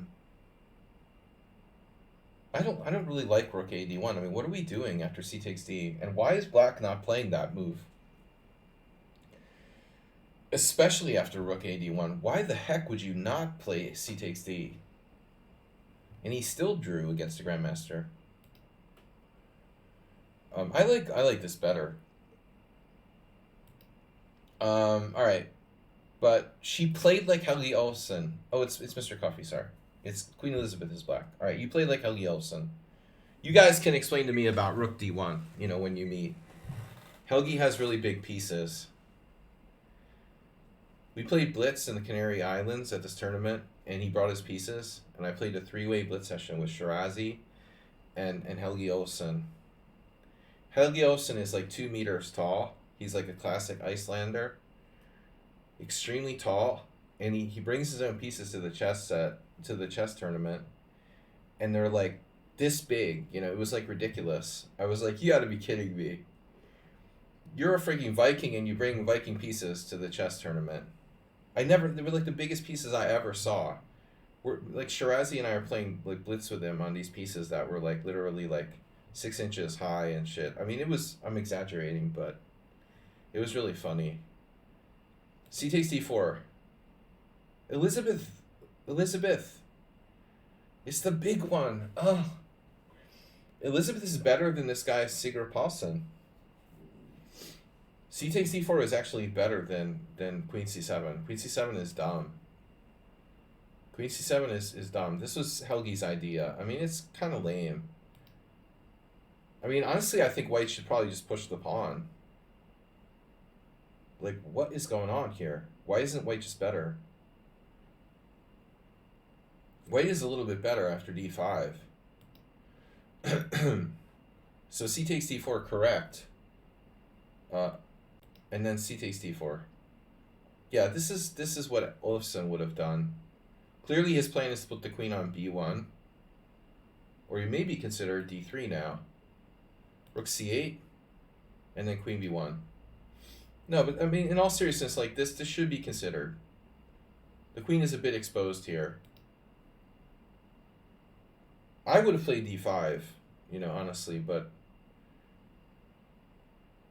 this is kind of the idea with rook d1. At least the grandmaster played the same as you, Mr. Coffee. So that should make you feel better. Queen b1. But he couldn't beat at 2200, of course. h6. And now, this is a problem. Like, if you had h3 in, you'd be fine now. But if you go to e3, you're just... Well, actually, okay, you can go to e3, and if knight g4, then you go to f4. So this needs to be considered. Bishop e3, knight g4, bishop f4. She's not winning your bishop pair.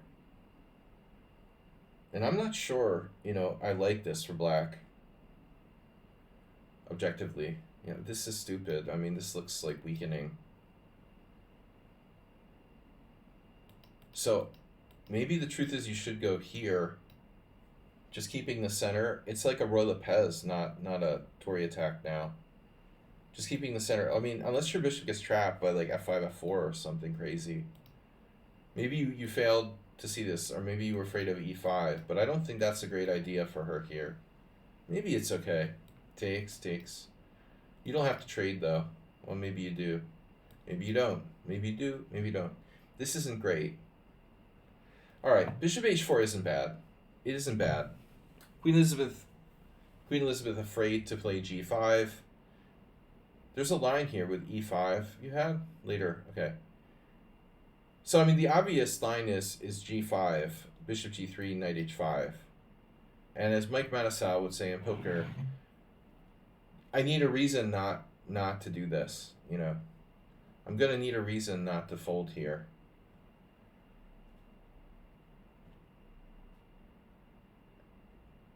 With black, she needs a reason not to do this. And what's our reason? If I had knight takes g5 or some kind of tactic, it would work. But, you know, I need to see your license. Knight takes g5, knight takes g3. There's no mate on h7 because the pawn's on e4. So she didn't have the courage to play g5. it should be seriously considered. Instead, she played the interesting knight h5, which might also be okay. Would we qualify this as a hyper modern move, Acerbate? No. No, but not really a classical move either. So Queen Elizabeth is decent. Computer has a line. No, that's e5. Oh, e5. That seems like a strange decision with the pin live here. That's some computer line. Okay, knight h5 was provocative by black. Rook e1, correct. Knight f4. And now you played bishop c4. Damn, dude. Mr. Coffee, what are you thinking here? This is a rook on the c file. And if you're playing Queen Elizabeth, you got to play bishop f1. I mean, this is... It's solid. g2 is protected. This can come back to g3.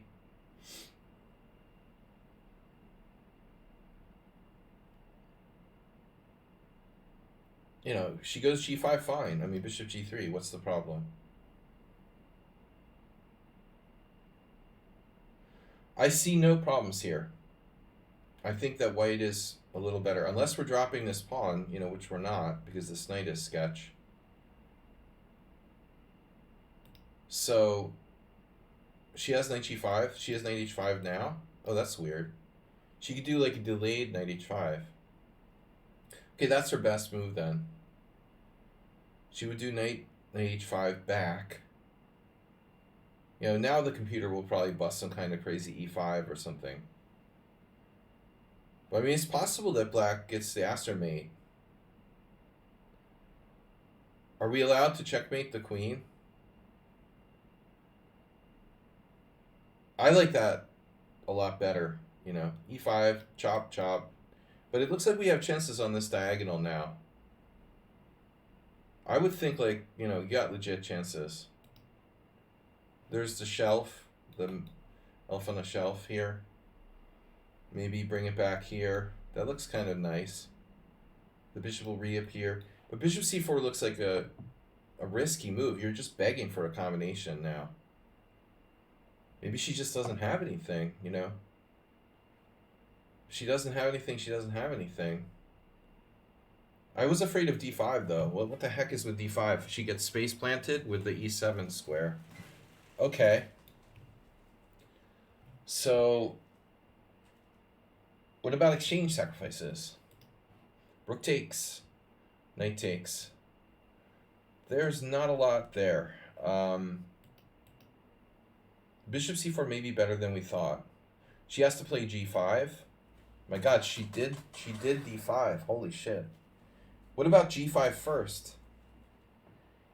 g5 first, and then d5. What about that move order?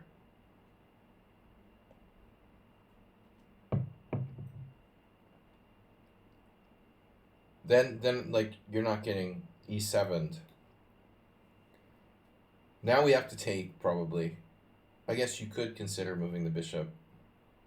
But assuming, like, take, f5 is a little weak. It looks like white has a good position, actually. You could take on f4, give up your bishop, and wreck black structure. So, she takes to the knight, maybe.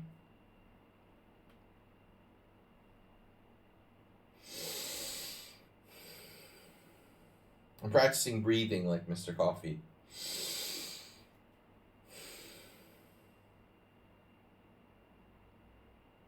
Doing breathing exercises helps you both avoid dementia and reduce blood pressure.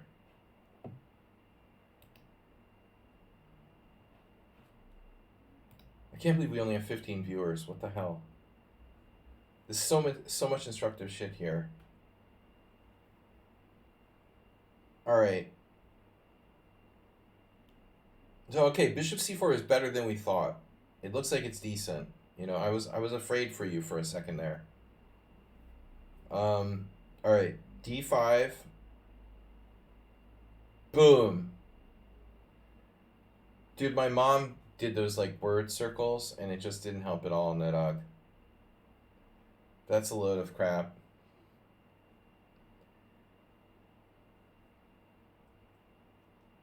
All right, I'm just kidding. I don't know. Maybe it helps you, but she was really into word circles. No, like find the word, like where the words are like in the maze of. There's just letters and like a. She liked those word circle things, not Sudoku, whatever. Heroku. She was tricky, man. She played D5 and then G5. You gotta give her credit, dude. You gotta give her credit. This lady was aggressive, man, and Mr. Coffee said she's like 70. Wow. She played the opening pretty well and dynamically. Damn. Now Mr. Coffee went off. And he has a tendency to kind of go crazy sometimes. She used to be in the 1700s. The 2100 block.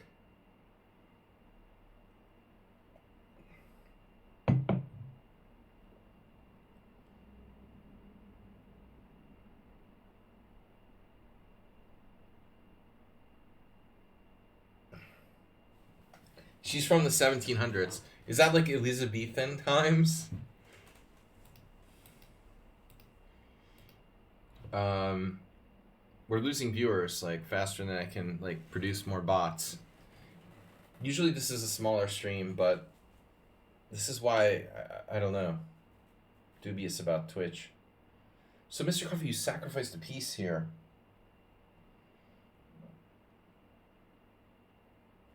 I mean, the obvious sack is like taking with the bishop to try to the cheapo mate, but that's.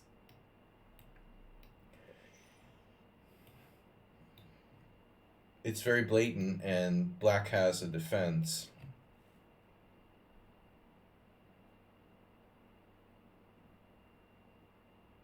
Horseshoes and hand grenades. But you know what? I wouldn't be surprised if it was. There was something there. It's very hard to displace that knight on f6, though.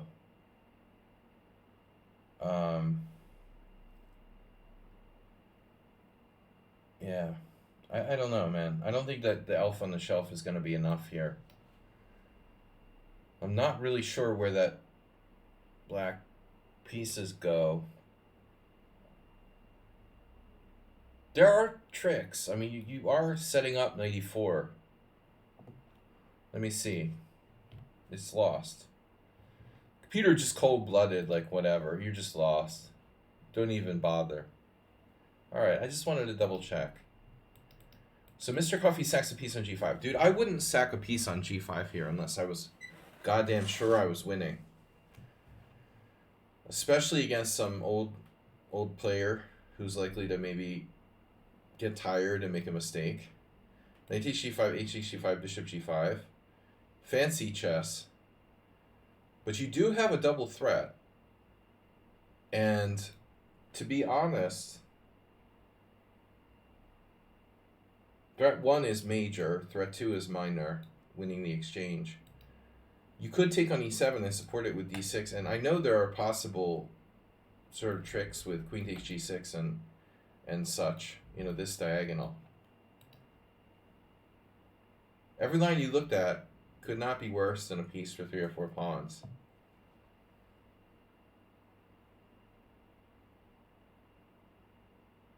Well, I mean, the obvious line would be like knight takes d5, right?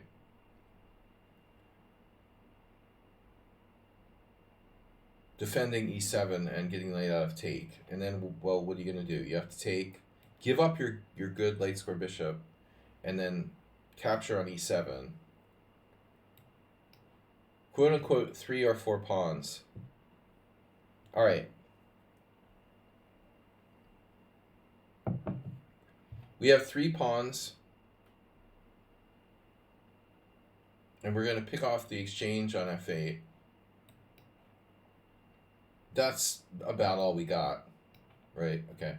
So takes, let's say, arbitrarily, I don't know which way to take. Let's just do knight takes, because you can never get mated with knight on f8. What's the material here? 2 bishops for a rook, knight, and 3 pawns. Yeah, I mean, it's better for white, I guess. But it's not that clear. Computer has it at almost dead evil. Dead evil. That was a Freudian slip. Mr. Coffee is dead evil. Evil Knievel. Dead equal.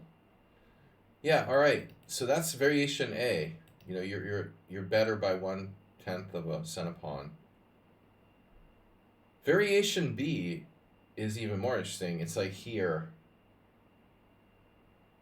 guarding e7 the other way, but not taking the pawn on d5. Now we have 1, 2, 3 pawns for the piece. And we have really nasty moves. d6 is really nasty. Ouch. Yeah, that's what we really want to see. That's a nice idea you got there. It's not so much the queen takes g6. I mean, that's the thing, but you can unplug the queen with rook takes c4. The really big thing is this pawn takes e7. Taking down everything.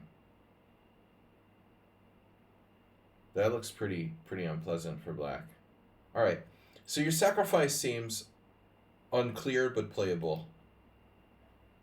Was there a simpler way to play the position, though? You know, I mean, I think before you decide to do this, you know, I need to see your license. What if you just played like the simple move, bishop g3? What did we tell you? We told Mr. Coffee, in the sections where you're playing lower rated players, this player is around his rating, but whatever. You want to keep it simple, let them make mistakes, you know? You felt it was worse for white here. I am not sure. I am not sure. I mean, the next move is really pivotal. What is black going to play now? You have an isolated pawn, but you have very good control of center, bro. I mean, let's start counting like who has more control of the center. It looks pretty good, to be honest. You have a shitload of control of the center. Your king is relatively safe. You know, I'm not sure that Gata would have sacked a piece here. Let's see what the engine says. Man, it's close. I've got depth 22. And it's like, wow. I'll tune it up. It's really close. Holy shit. That's crazy. Slaggy's right, but it's like by a tiny amount. Like, bishop g3 is better by just a tiny amount. So, I think that we're both right. You know, like, I'm right in the fact that I think you could have played safer. If you're... I mean, I think it's a situation where if you're trying to win, you know, against maybe like a stronger player, I don't know. Maybe it's more of a gambling move, knight h5. I don't want to do this against Queen Elizabeth necessarily. Maybe you had a read on her that she's like weak tactically and she'll fold in a combinational position though. The problem is, you know, you are trading off some pieces here. All right. Damn, she did it. Yeah, if I'm her, I'm probably playing something else here. You know, by the way, her knight is hanging, so she has really limited options. But I want to have one more look at this. I want to see knight takes d5. Maybe you have another move? Do you have anything else here? Bishop h6. Triple exclam. No. it seems more like a blitz sack. Here's my expression, and the same is true with conspiracy theories. The latest is like, by the way, let's get on some current events. Nylon mask, latest conspiracy theory is that, 18-year-old basketball player who collapses and has cardiac arrest, he immediately starts tweeting that it's, or Xing, that it's like COVID vaccine related. I mean, what a moron. Like, I mean, seriously. So it's like everything that can possibly be a conspiracy theory is a conspiracy theory. Nylon Mask would be like a terrible chess player. He'd be seeing tactics in every position, and they just don't work. 99% of conspiracy theories are just bullshit. And that's a fact. And it's the same thing with chess tactics. The honest truth is that most of them don't work. Most sacrifices are unsound. Most tactics don't work. The vast majority of them don't work. It's like I was talking about Mike Mattisau, the poker saying I said, where, I need a reason not to fold here. It's not to teach you to be passive. Mr. Coffee is like bipolar. He's either like too passive, or he's like freaking out, and I guess a lot of people have that problem, but I feel like this is a marginal case. To be honest, like, you were justified, and it was a good try, but I think you shouldn't have done it. Probably, in overall honesty.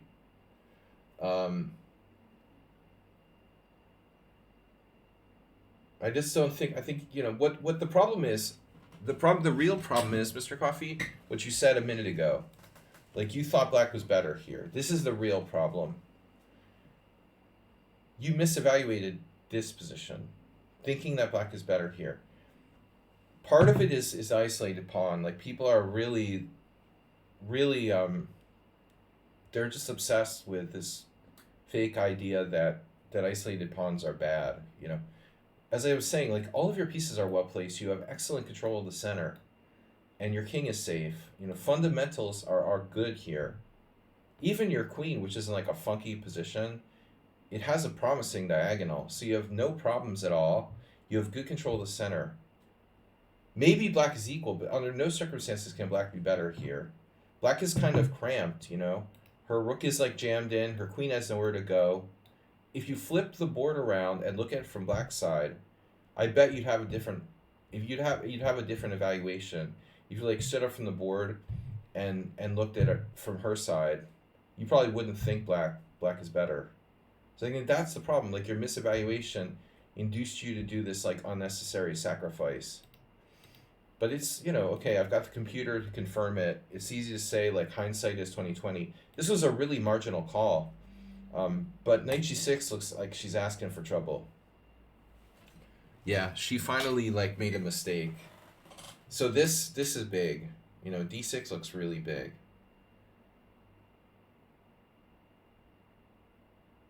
I'm thinking fatal, That this looks problematic, man. So what about knight f6? Not clear. It's a complicated scenario because if knight f6, queen takes g6, rook takes c4, my head hurts and I want to go home.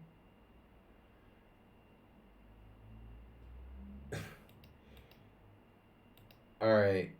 Let's say knight f6 again. We do pawn takes pawn first. And then she takes with the knight. And again, I'm not quite sure what's happening. Bishop h6. Everyone saw it but you. I don't see it.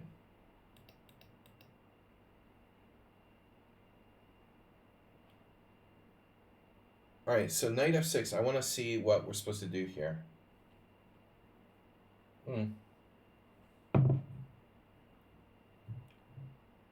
1, 2, 3, 4, 1, 2, 3, 4, 5, 6, 7. We have 3 pawns for the piece, but it's a middle game, and the pawns don't matter till the end game.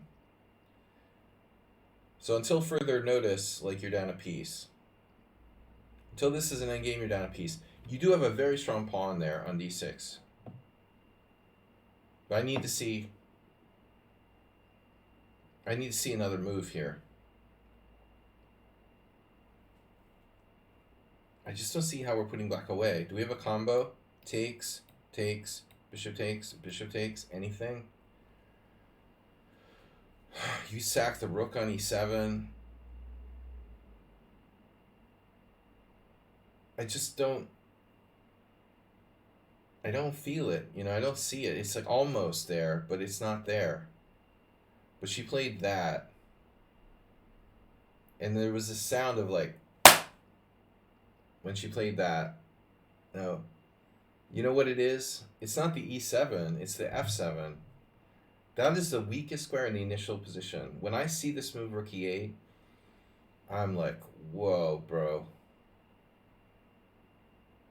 What are we going to do about f7? f7 looks really bad.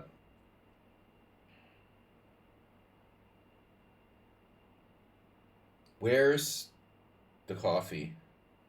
Now you're talking bishop h6. No, I'm just kidding. I feel it. There's something here. Something crushing. There's something here. But, you know, queen f5. She can always sack the exchange for your bishop, though. See, I'm not a tactical beast. Uber driver, come on.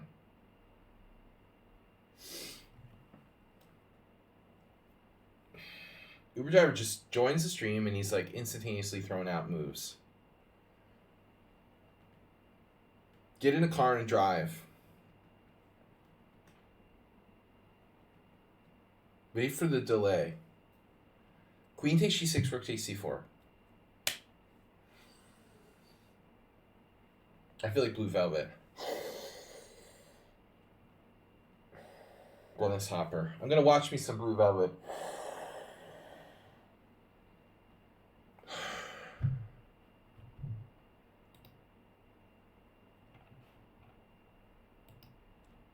Speak first and think after. Everybody sees queen takes g6 super driver, but there's got to be something better, you know. That's the point. We have bishop takes f7 check. King takes f7. Queen f5 check. I don't know. Almost. Knight f6, queen e6 check, king f8. This doesn't seem to quite work. I want to make bishop f7 work.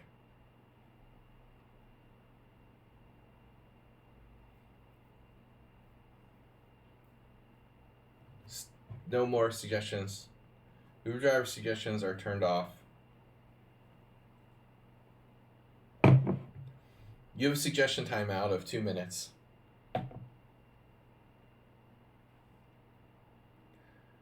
Uber driver, there's no way I'm letting black have my light square bishop on c4. I agree with Mr. Coffee. Like bishop e3. This is a shitty trade. Like queen takes g6, rook takes c4, queen h5. I don't like trading that knight for that bishop. I don't like it. You know, I really don't want to do that. It might be enough. It might be enough. But on in general terms, I'd rather not. I want there to be something better. Isn't there something better here? I'm not going to cheat like using the engine. You know, you guys are out there using the engine. What about pawn takes pawn? Let's check out the forcing moves, right? Shall we?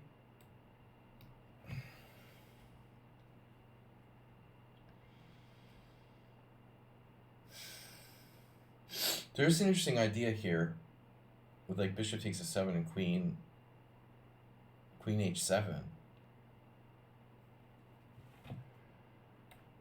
I really, I mean, I know I'm getting desperate here. This is just not going to work, is it? Giving up the light square bishop just the same. You know, we can't give up our light square bishop. I just don't want to cheat and look at the engine suggestion here. So, Mr. Coffee, I don't know. I don't have a better move for you. I don't see anything better than bishop e3. I like how you're keeping that bishop in the game. Now she played king f8. Yeah, her problem is that knight f6 doesn't work now because you're just chopping a whole knight.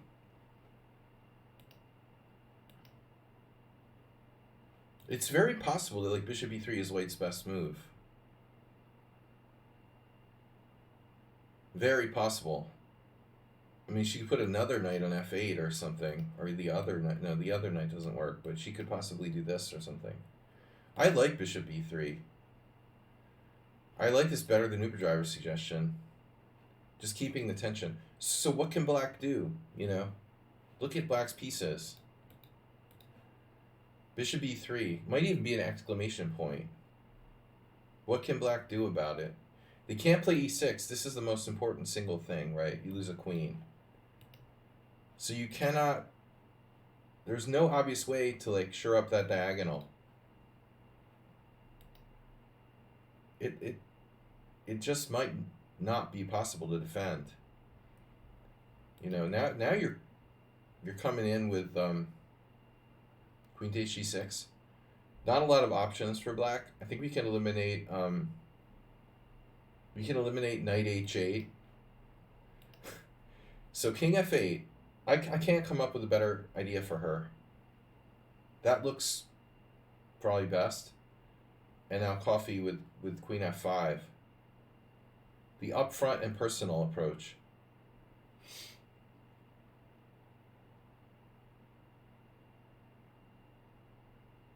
I wonder what like Alpha Zero would do here. You know, it must be something like brutal, dude. Uber Driver with the reasonable suggestion. All right, h4 is a reasonable suggestion. It's not very romantic, but it might be strong. I still want to do take and like look at that position. The box, dude. She's in the shoe box. 8x8, 6x6, whatever. Mr. Coffee, this is a very instructive game from the perspective of coordination. This is why coordination is more important than material. What you see right here, this position.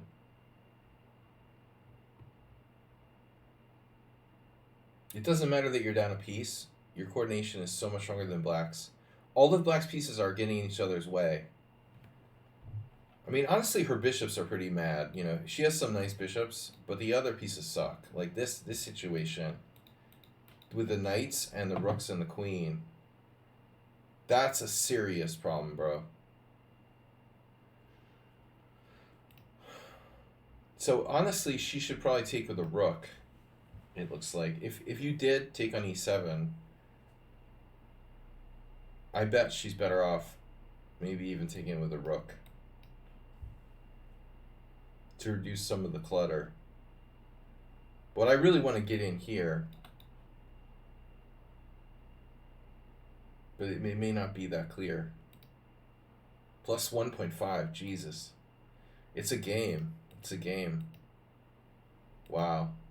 So you played. I gotta continue the game. It was a great game though. Queen f5. She has e6. She has e6, and now what are you gonna do? Queen g4. Wow. Oh, he has bishop takes e6. Damn. I missed it. I thought you were gonna have to back off, and then she has like knight f6 or something. You're just simply taking on e6. Oh my god. But again, why can't she play interpose? Did she cave here when she didn't have to?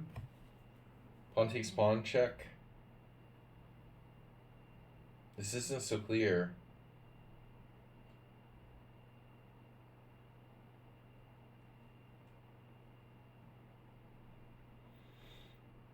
Is this over? Are you sure?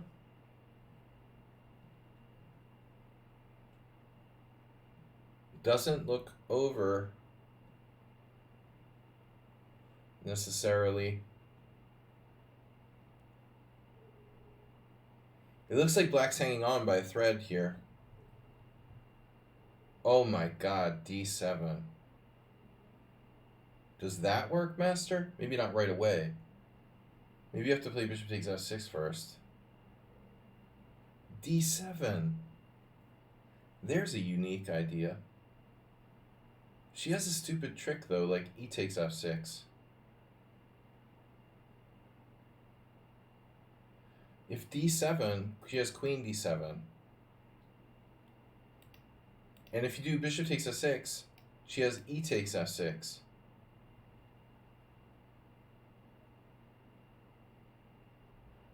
And then rook takes e8 check.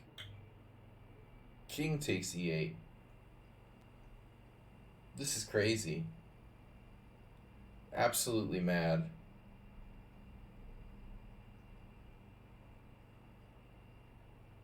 This is absolutely mad. I still don't see a forced win. It is winning, apparently. Rook e1 check, wow. Rook e1 check, king f8. This is not easy, dude. This would not have been that easy. So now I'm cheating. But she blundered with e6. She blundered with e6. She had to play knight f6. Yeah, the engine confirms it. I mean, this is a way better try. You know, you have to find that complex line. e6 is just folding immediately. Now black is just annihilated. d7, rook e1, and you have rook e8 as a threat, right? I know.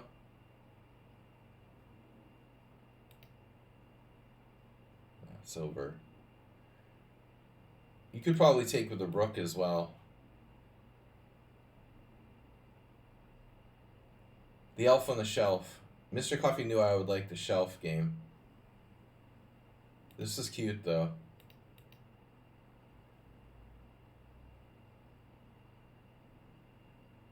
So I guess it really was better to take with the rook. Although if rook takes, bishop takes, knight f6 anyway. So bishop takes, knight f6, d7. Wow. Triple exclam. Now that's a beautiful game, dude. You have perfect coordination with your pieces. The fork. She has to... What's she gonna do? Like sack her queen? I mean, sack a rook maybe. Rook takes e6. That's like more than a rook.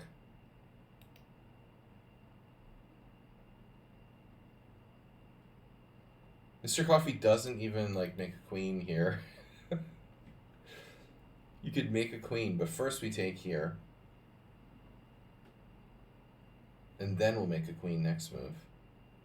We're threatening to make a queen. Threatening the queen on d8. She played that. And that's a nice move. Dude, that was a nice little game. You overwhelmed her tactically. I guess it was a good read in retrospect. But if you don't know your opponent, you know, I wouldn't make that sacrifice in vacuum, you know, in a vacuum. I think you underestimated your position, and the sacrifice was a little bit of Mr. Coffee. Other games. Okay, we're back to our study. Other games. My studies. Guys, there's too many viewers today.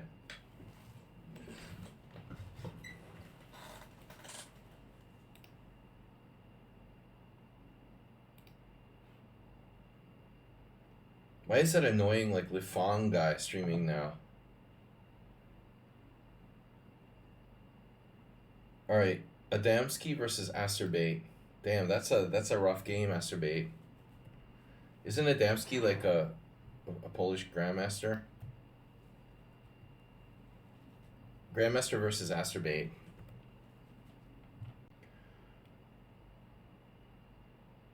Nice game, Mr. Coffee. Like, seriously, that was pretty and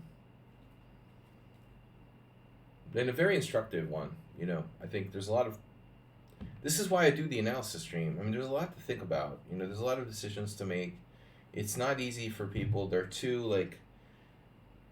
TikTok mentality, immediate gratification. No one wants to think. They want to play bullet chess all day. I mean, I could spend like hours analyzing one game. You know, that's what for me like chess is really about. Spending hours analyzing one game. I mean, just imagine that. Unbelievable. Unbelievable. You know, you when you go to a party and your friends ask you, "What do you do?" And I say, "Well, I play chess." "Oh, you must be really good at math." "No, I suck at math." Well, so when you go to a chess tournament, how long are the games usually? Like an hour? No, like I sometimes play like 5 or 6 hour games. You know, back in the day, I even had 7 or 8, and they're like, "Huh?" Nowadays, I mean, we're moving toward like faster and faster time controls, but to be able to maintain your concentration for 5, 6, 7, 8 hours, um, that's what real chess is about, bro. Well, it is a fast time control Uber driver. It is. Used to think 4090 was a fast time control. He used to think it was a fast time control. I'm pissed that the tournament I'm playing in August is double round. We have 2 days of double rounds. They tricked me. Bastards. I have my World Senior Warm-Up IM Norm tournament coming up in August in about a month. And my first my first place since I got my ass handed to me in the Hungarian Team Championship Super League. I've lost like 4 games in a row. Although most of them were like 2600s or close. But they tricked me into playing a tournament where agreeing to play a tournament where I play 2 games in one day, 2 days. I'm not looking forward to that. But seriously, 40 and 90 is a relatively fast time control. I think it is, and I will refuse to play in tournaments if there's no additional 30 minutes. This time control is the current time control is 40 and 90 plus 30 seconds per move plus another 30 minutes. A lot of tournaments are trying to pass pass off the cut off the other 30 minutes. Already there's not enough time. 30 minutes is not enough time to play a good end game. So I don't know, I think it should be like 40 and 90 plus 60. That was originally like I think the first time control that FIDE came out with when they slowly started to make a faster time. For me, like 40 and 90 plus 60 with 30 seconds per move, that's okay. We need like 60 minutes, not 30. And they're trying to shorten it to like 15. There are these tournaments where they have 15. What am I going to do? Play a perfect endgame in 15 minutes? Like, seriously? It's just like, well, might as well just make it nothing, What's the difference? 15 minutes is nothing. 90 plus 40 plus an hour.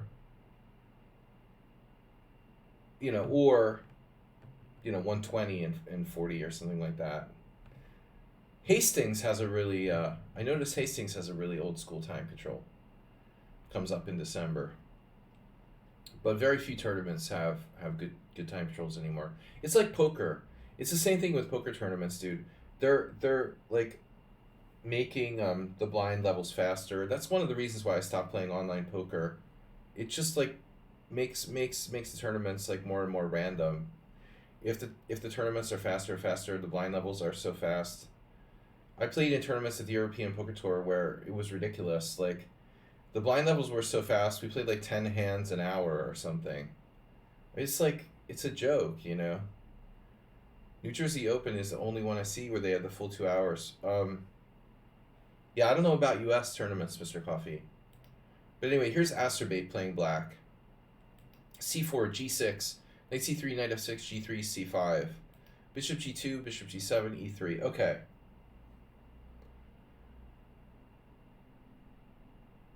I'm trying to put myself in here, theoretically. Astorbate's playing the black side of this symmetrical English. I had this against Iveta Rylick years ago. Some Englishes. Traditional wisdom was that like this line isn't very good for black, but I think the computer doesn't mind. She was using the engine a lot with her husband Vasek Rylik, who developed Ribka. They did a lot of analysis with Ribka, and they found some interesting ideas. She did some stuff that was very computer like provoking me with bishop here.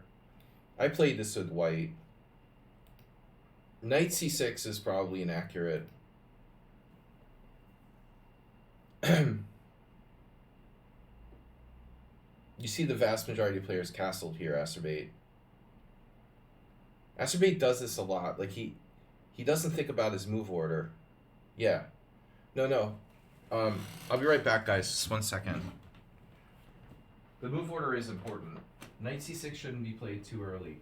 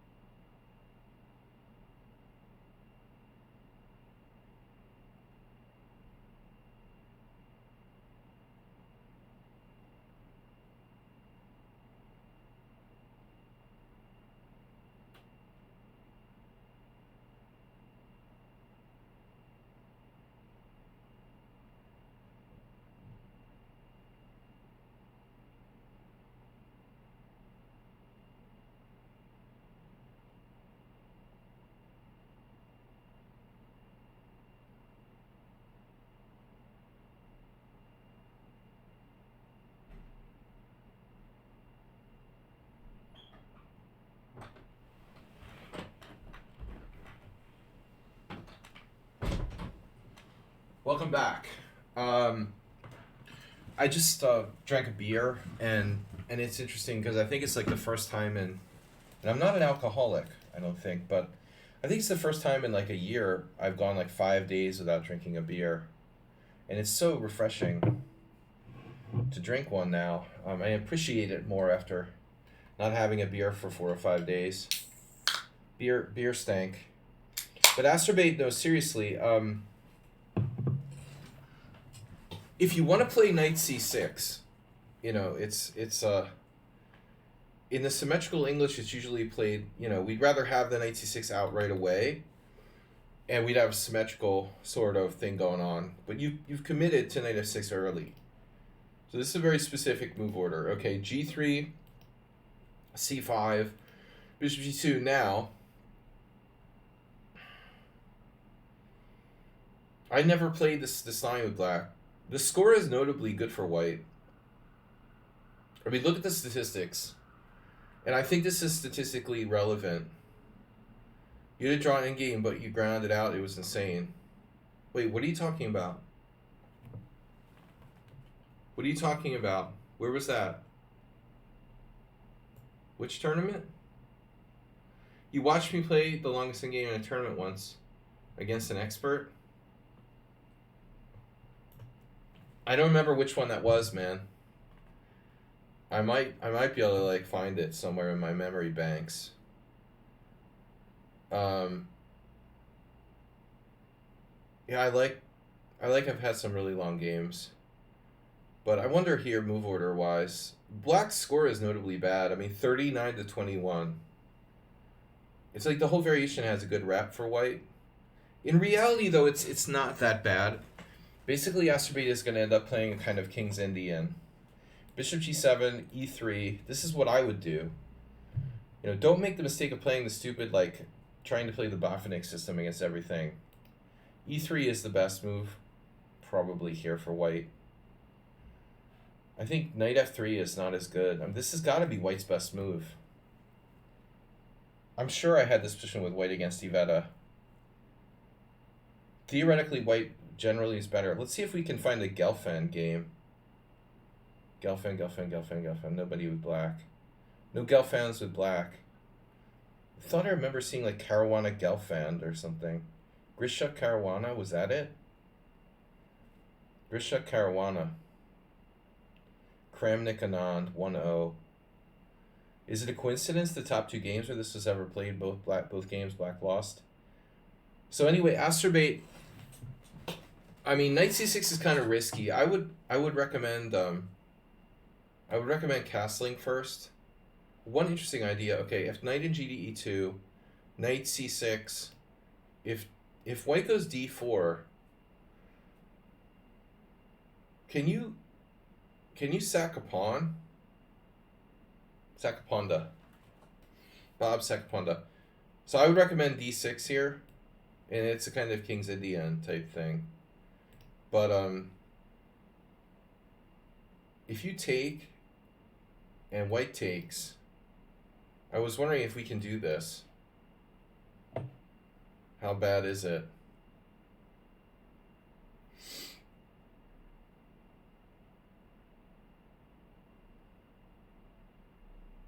Knight takes D5. White's 2-0. Computer has other ideas. I mean, this is where like Vasek Reilich and Iveta and the Rybka type thing. Nobody could find the best move here for Black. You really have to do your own home analysis. Bishop G4. White looks kind of loose, you know, honestly, because I've played White in these types of lines. This looks like a legit pawn sacrifice. But not easy. Yeah, Knight back to C3, Knight E8. I mean, that's insanely computeristic. This is insanely computeristic pawn sack for Black. The best advice I can give you is like not to play Knight C6 too early. But if you do, then you have to answer D4 with D6. And then if D5, you can go out here or to E5. Okay, so Knight G2, castles, you transposed. And now it's a normal position. D4. Like, Iveta had a couple weird lines. Like, she played Bishop D7 against me or something. I honestly thought this was a joke, you know. My game was older than these games. My game was before all these games were played. You see there's like one game here from 2005, one game from 2007. So my game in this position with White was probably around like 2007, I would say. At that time, like there were very few games in this position, in this type of line. Like it was regarded as better for White. But I don't think it's so clear. I think it's computer. This is like computer analysis confirming that Black's position is better than traditionally thought. But Bishop G4 was the other move that she played against me. Very provocative. Giving White H3 like for free. It was like definitely Rybka. And these guys. So there are older games, but the move it's kind of counterintuitive. Giving White a constructive move here for free. Bishop G4 and then going back or something. What's the engine say? You have CD4 in between move. So CD4, ED4, and then trading pieces. The bishop takes, knight takes. This is pretty sound, actually. It reminds me of the Alyakin defense. Gotta go see the demented mother-in-law. The demented mother-in-law. Oh, jeez.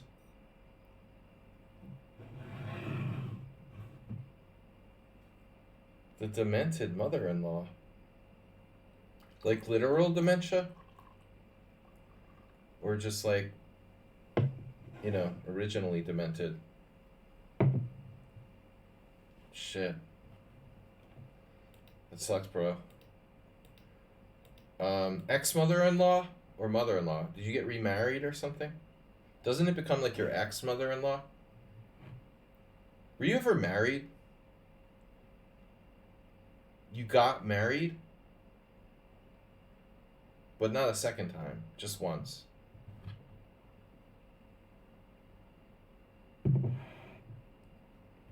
You're still trailing me.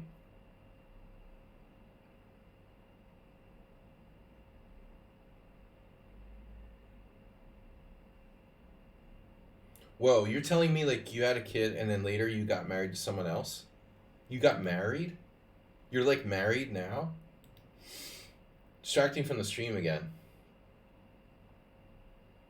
Yeah, I get that, but I didn't know you like are married to someone. What's his name? Um, you are. You are practicing bisexual. Trisexual. Nanog is trisexual. Anyway, okay, let's see what Astrobate did. Astrobate played the provocative. He played the provocative Ivana Rilek Rybka classic Rilek variation. But she went back to d7. I mean, that was insanely provocative. The computer takes the computer takes on e2 here, trading pieces. But she actually gave me h3 for free and like back to d7, which is just insanely provocative. I think is the game not in here? I'm almost certain it was this exact position. Farago, Shandor, Solansi again. Jesus. Yeah, it's amazing. A lot of games aren't in here. No or do not. There's no trisexual. Triglycerides.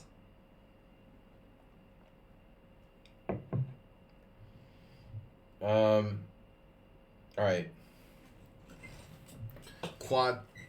I'm quadrosexual.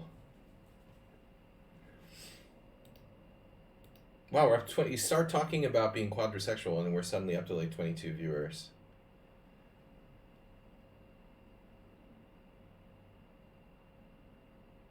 Yeah, B3 is what I played. Of course, the game's not in there, but I remember. It was a draw. Yvetta was very dangerous tactically. I was happy to get her into this kind of like positional position. Anyway, Astrobate plays bishop g4, and then white does this. I'm going to turn off the engine now. Queen c2. Maybe it's not so stupid. But again, it's kind of like a Mr. Coffee thing. I don't really like...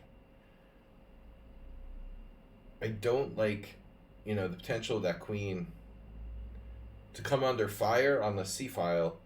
And plus there's like knight here and knight here. Plus there's like bishop f5 sometimes. So it's very easy for that queen to get attacked now. I would jokingly say that like honestly this might be a better square than c2. In all truth. I mean, if white has time to play b3 and bishop b2, he's all set. But I hate c2. Theoretical novelty. And now, alright, we gotta watch the diagonal. But I guess like the standard procedure here is something like, well, rook b8, queen d7, queen c8. One problem is that, you know, we've got pressure on d4, so white can't move the knight away. If you play queen d7, I mean, you're threatening bishop h3. You could play queen c8, but it's more restricted. Queen c2 is a bad move. Okay, you played that. Okay. I need to know why.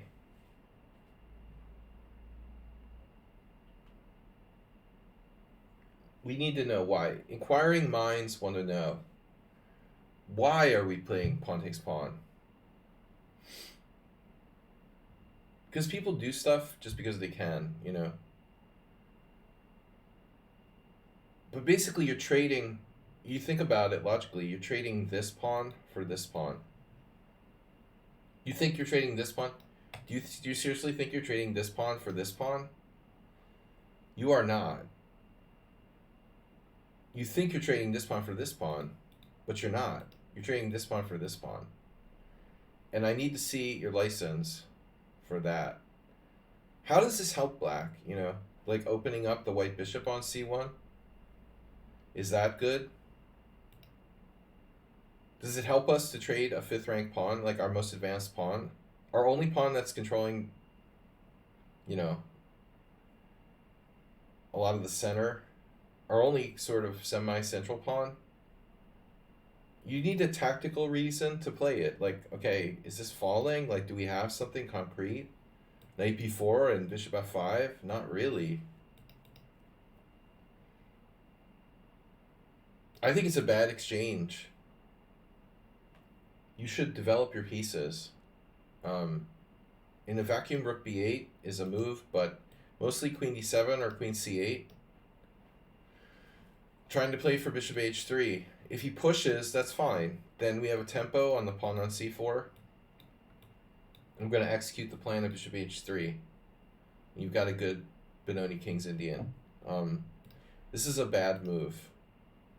C takes d4, and then, because white is a noob, they decided to play knight takes d4, which sucks. The entire reason why c takes d is bad is because of e takes d. Now,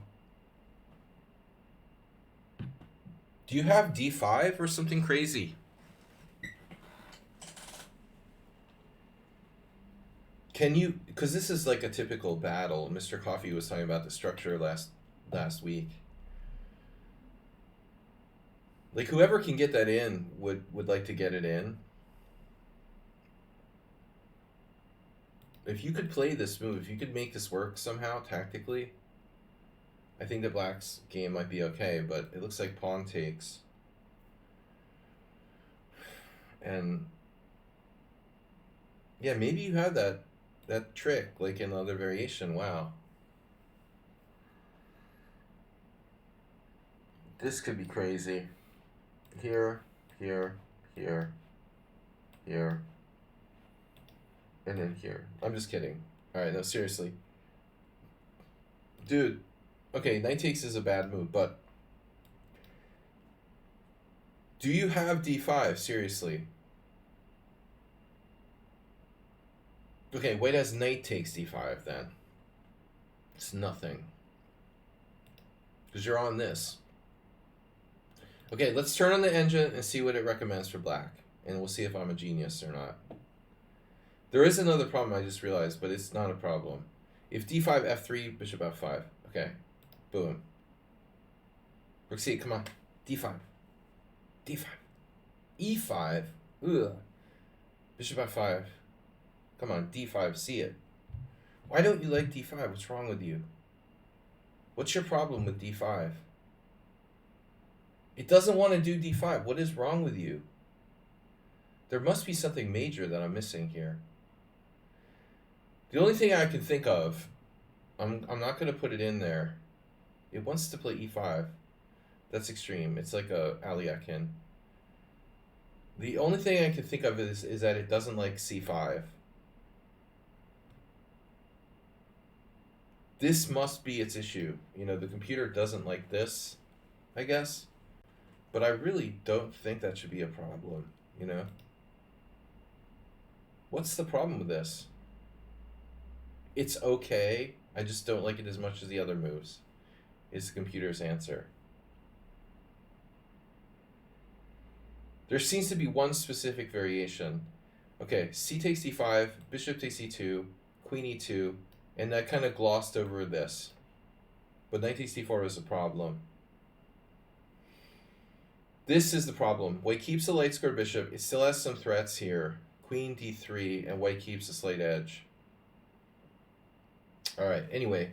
I went way off, you know. I went way off on the variation here, pretty far astray.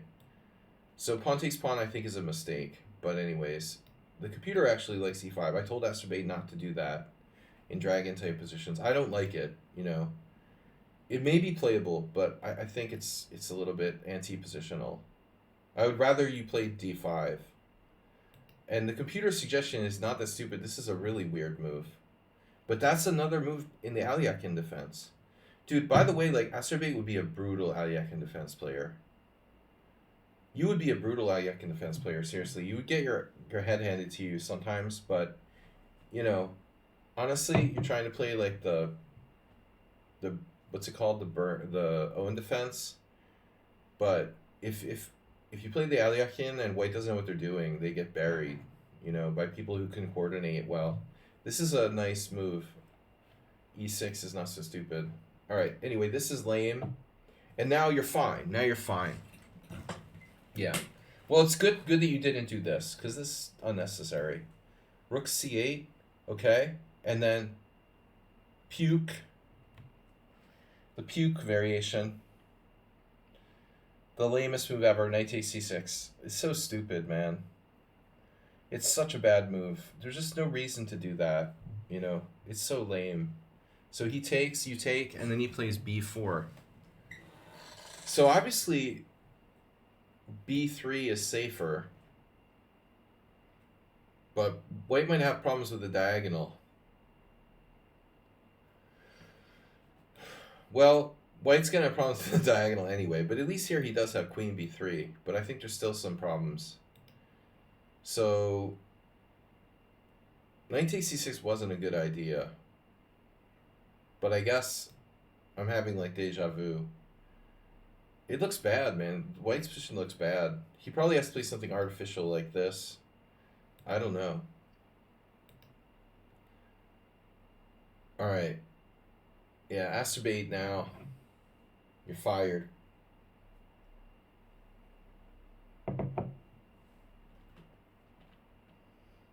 You played the e5 move. I told you not to play that.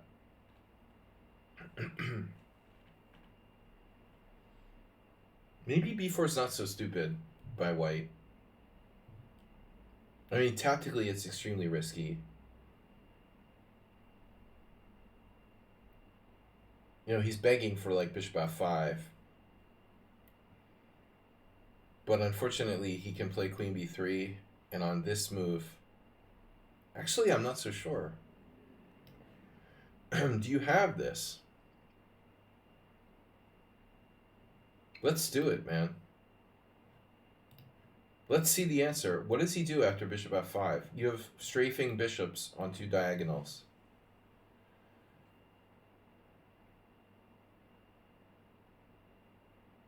I need to see how white gets out of this.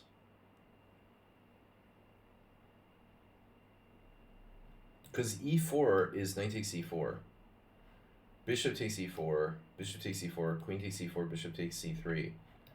And like maybe white might somehow be okay, but I doubt it.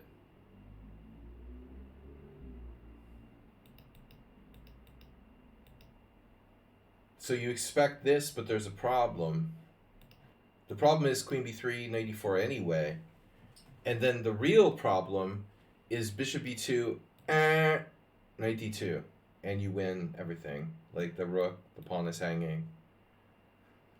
So that fork kills him. So his other option is almost as bad, bishop takes e4. And this is like strategic nightmare. White squares goodbye. White is like gonna have to contact the Vatican, to have a chance to save this game at the very minimum. So let's turn on the engine once again after b4. Yeah. Bishop f5 is like lights out. It's almost lights out. Has to be the key to the position is the forcing nature of the moves. You're playing too much in intuition and you're not calculating enough. There's no way that you can calculate the moves you need to calculate playing 15 moves in 1 minute. Intuition is not enough. You have to stop and calculate concrete variations. I know it hurts to do your math homework. You have the time here. You have 29 minutes. Clearly, if I ask you, what is the most forcing move on the board? You'd look at bishop d1. Okay, we can throw that out. You can't attack his king, so it's something attacking his queen. Bishop d1, okay, that's not a move. Bishop f5, okay, that's a move. That's actually the best move. And then other moves include knight e4, attacking the diagonal. We can throw this away because it loses a piece. So if you look at the three most forcing moves on the board, it turns out one of them is like winning by force almost. And all you have to do is take your time and look at the most forcing moves. Number one, obviously doesn't work, can be eliminated instantly. Number two wins by force, and number three, like loses a piece, so we can throw it away.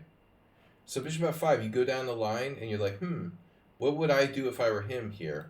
Knight there, queen, or sorry, bishop f5, queen d2, again, knight e4. The diagonal is key. He weakened the diagonal with b4. A5 can quickly consider too. A5, okay. It's a less forcing move because he can push or something. It's not really on the level of attacking the queen or something, but yeah. It's a minor league. It's a minor league forcing move. Rook b8 is a minor league forcing move. By the way, wasn't that how Trump like misspoke with big league? Big league. Big league and minor league. Minor league. It's a minor league. This is a minor league forcing move. I'm creating new vocabulary thanks to Donald Trump. Okay. A5, a minor league forcing move. Yeah. Another move, which is in the category with A5 is like D5. Also not a completely unforcing move. If you really wanna like, I'm attacking the C4 pawn. It's more like hope chess though. So anyways, all right, Asterbait. So what did Asterbait do? He did E5. It's the opposite of what you should do because you're blocking your best diagonal. If I told you once, I told you 100 times, don't play E5 in the dragon. But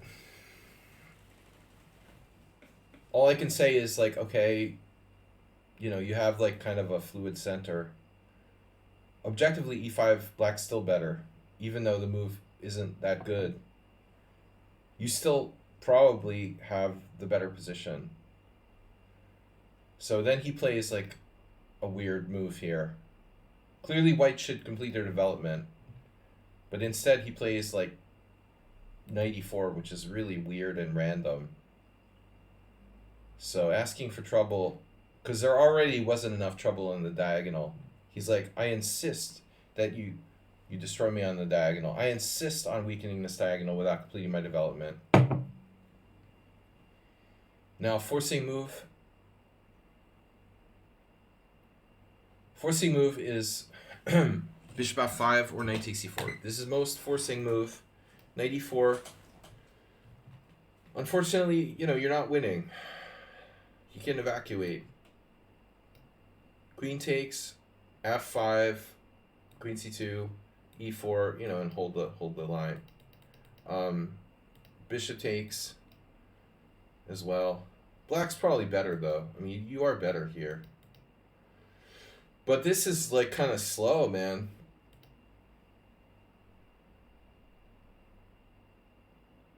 It's slow. It's slow. Sloth would like it. It's not great, but not terrible.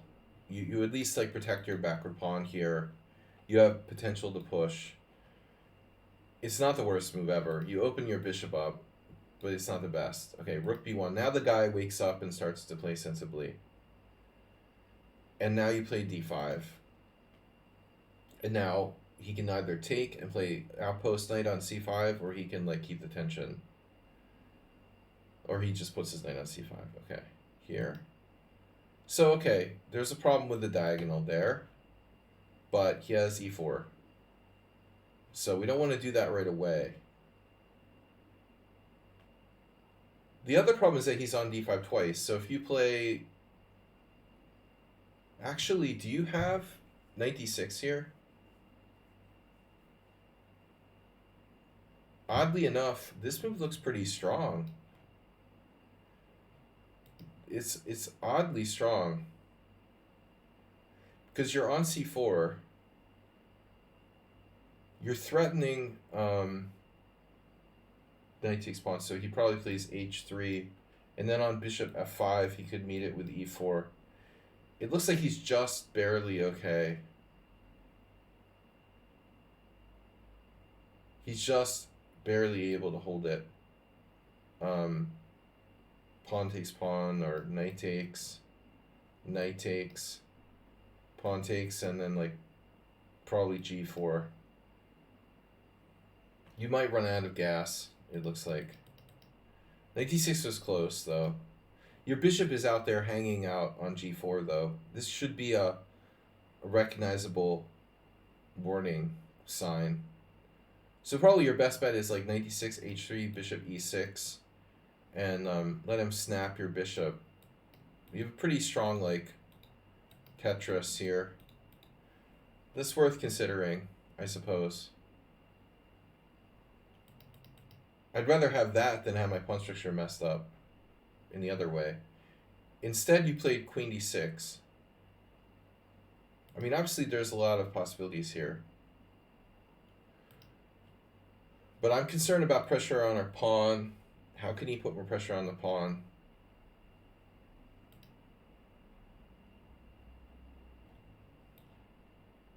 Interesting.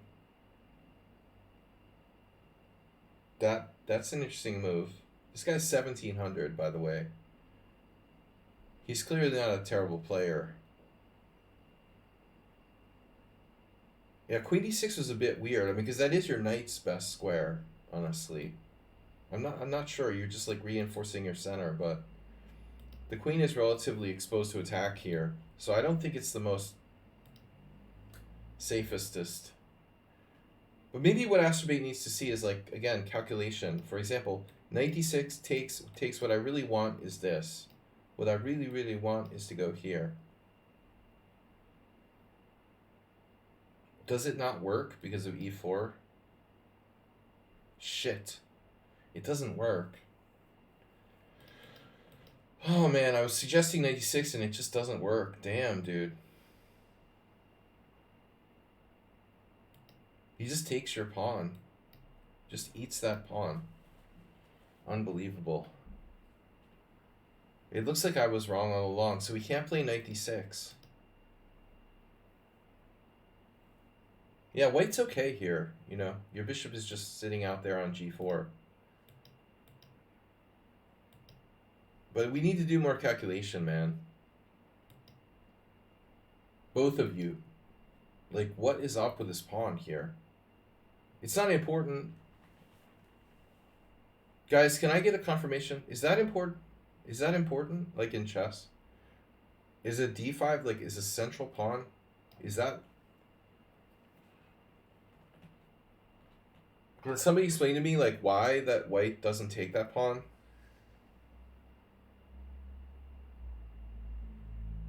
I just don't get it, man. I don't get it. It's just hanging. It's a central pawn. That's crazy. That's like game over on the master level. Most often. You lost your most important pawn. So this was a total disaster. He doesn't take it.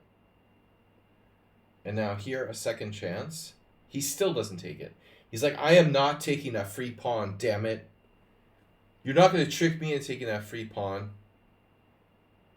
And everybody's like, okay. I'm not going to give it to you again. Good idea, bro. Defend your central pawn. And now he plays queen e2.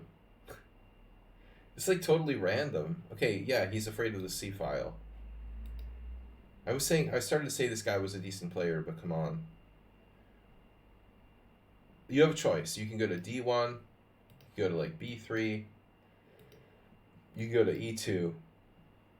But d2 is not an option. It's just, that's a fat fork right there.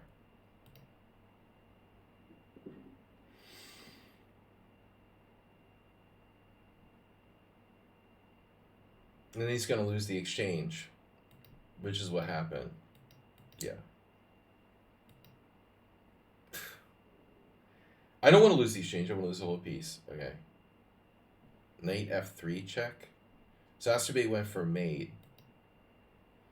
Now white should play king h1, but you know, he just like wanted to die immediately. So here. And mate. Very nice. Very nice. A nice finish, anyway. Emotionally damaged. Sounds like somebody's mother-in-law. Ex-mother-in-law. Current mother-in-law. Alright. Last game. I think I'm tired. It's been a long week. I have one beer and I'm like wasted. I'm not really wasted, but I'm extremely like affected by drinking one beer. Need more sleep. I think the analysis has been good today, though. Beer helps. Beer is good for analysis. Okay, this is Snedsteg. Snake. Snedsteg is Scandinavian for snake. Emotional beer. Beerage. So I don't know what color Snedsteg is. Let's see if we can guess. I think he's black. He plays b3 with white, no? Black wins by checkmate. I think we're safe here. c5 and then the a3. Okay, so wasn't Simon Williams playing this at one point? I mean, I see random shit like I just remember like somewhere seeing an ad jam down my throat for some Simon Williams video or something. I'm trying to think of who else has ever like promoted this variation. It's out of fashion at the moment.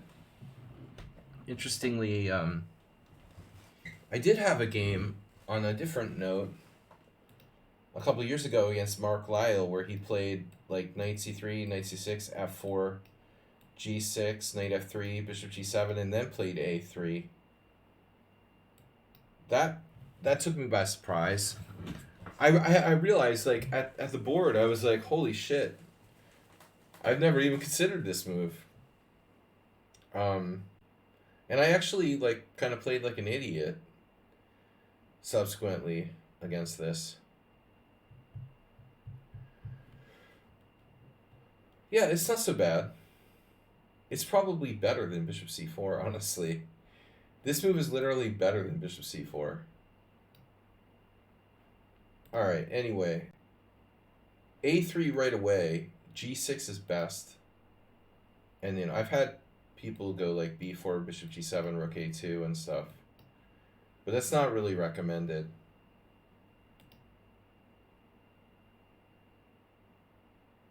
But I don't think that b4 is white's best move either. What if you just go like a6 in response? Doesn't a3 feel weirder than a4? No, I don't think so. I mean, I think, you know, a3 is cohesive with like bishop c4, giving it a retreat square. And it's less weakening than a4.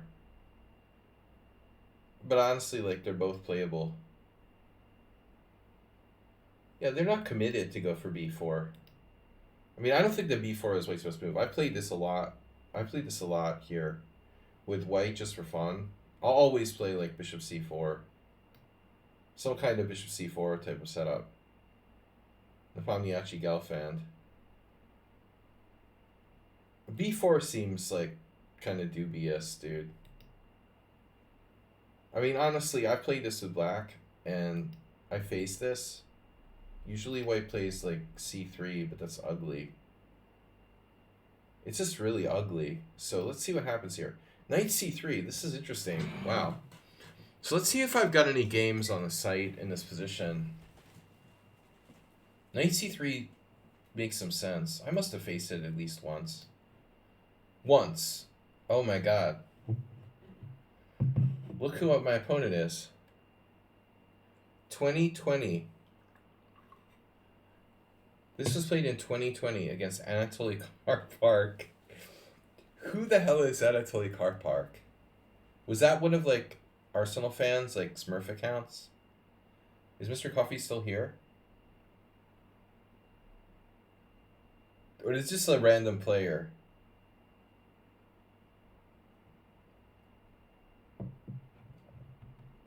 I remember that name because it was funny. Krapnik was Arsenal fan. Okay. It just seemed like an Arsenal fan. I think Arsenal was too strong already by 2020 to be 1700. I mean, if you're gonna do like Krapnik and Anatoly Karpark, we should do like Karjakin, you know? We can keep it on like a supporters of the Russian war theme. Although I don't think Kramnik is necessarily a supporter of the Russian war. But we ought to get like Karyakin or Karjakin, and I'm sure someone has that handle. We were making that joke 20 years ago. You know, Karyakin has been around forever. It's like forever. Karyakin is like, he has like as many games as Boris Gelfand because he started so early. But Karjakin, Anatoly Karpar, Krabnik. Okay, so I played b6, keeping the string. I didn't know what to do. You know, I'd never faced this before.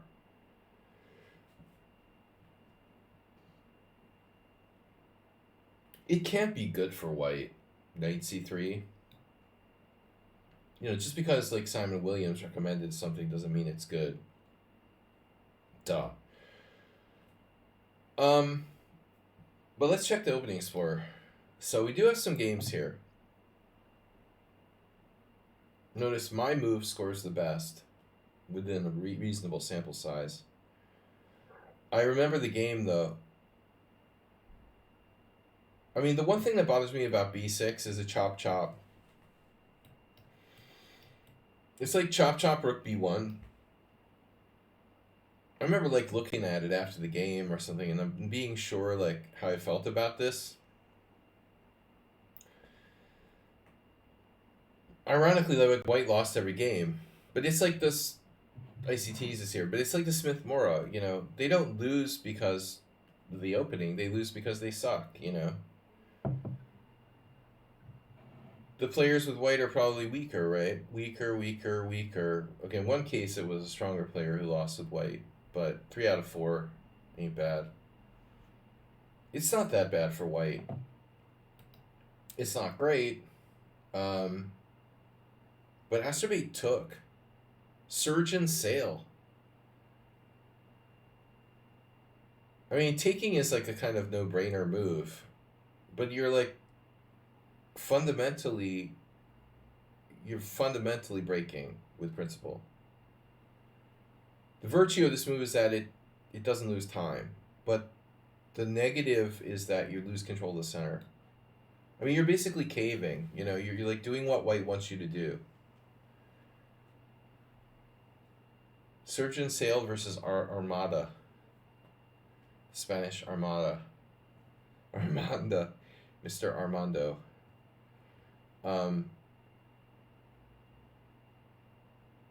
Yeah, I mean, I don't know, man.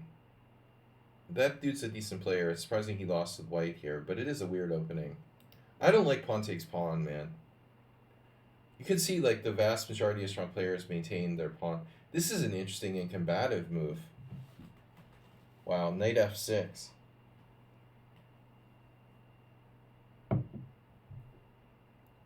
How does that work? We're going to play knight h5, aren't we? Nah, that's a cool idea. 2450 lost. The idea is e5, knight h5. Please pass the great Poupon.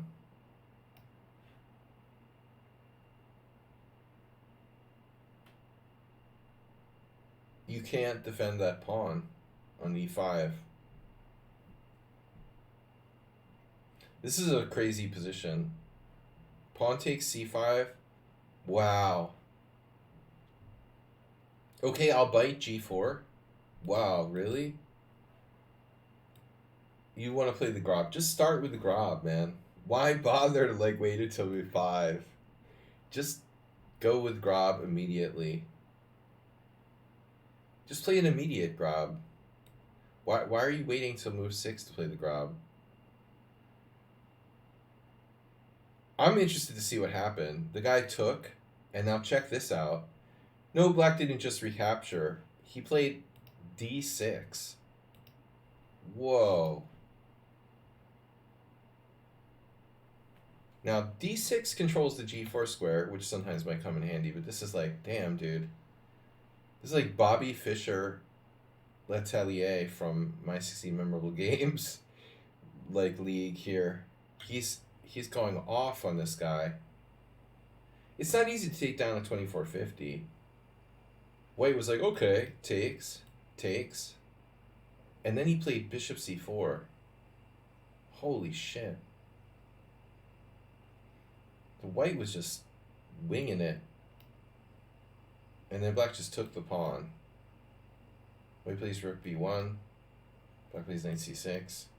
White plays d3. And at some point, like, white realized this position just isn't that good. It sort of morphed into a reasonable game. Black is just like better structurally. Interesting stuff though. Okay, so Astrobait like gave up the center. Takes, and now knight f6 novelty. This is cool. I think this might be better. It's possible, in fact likely, that it's better than Armada's move. Because what does d6 do, you know? d6 doesn't do anything. It doesn't even threaten anything. I think Serge just didn't play his A game that day. If we see the last game, probably maybe white should go along these lines of like bishop c4 and knight e2 or whatever. But instead white played like g3, which is probably okay, but I like bishop c4 better. Okay, so Astrobait with the theoretical novelty. Now, Astrobait, if e5, you're gonna play the Grob, right? You're ready. You're not gonna go Brooklyn style. You're going fully like Grob encouragement.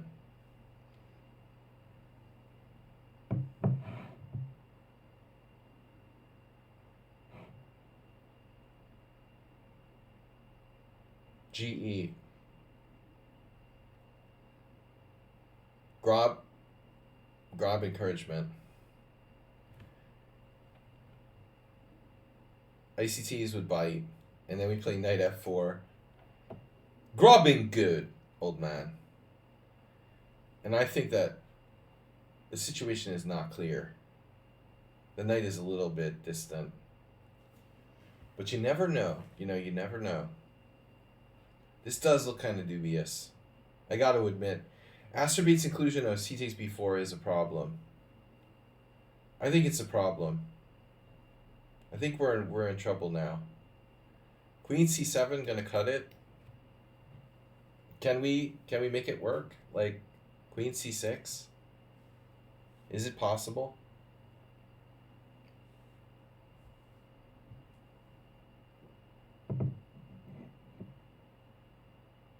Rook a3? You guys vote for rook a3, right? You know me. I'm down with rook a3. This has got to be the move. The lateral rook rover.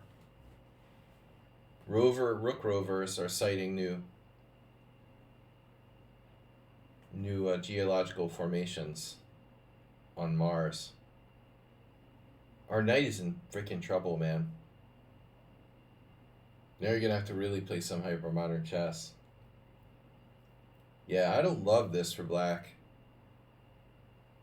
I don't like this. This is creeping me out. Wow, it's plus 2.5. Just like b5 also.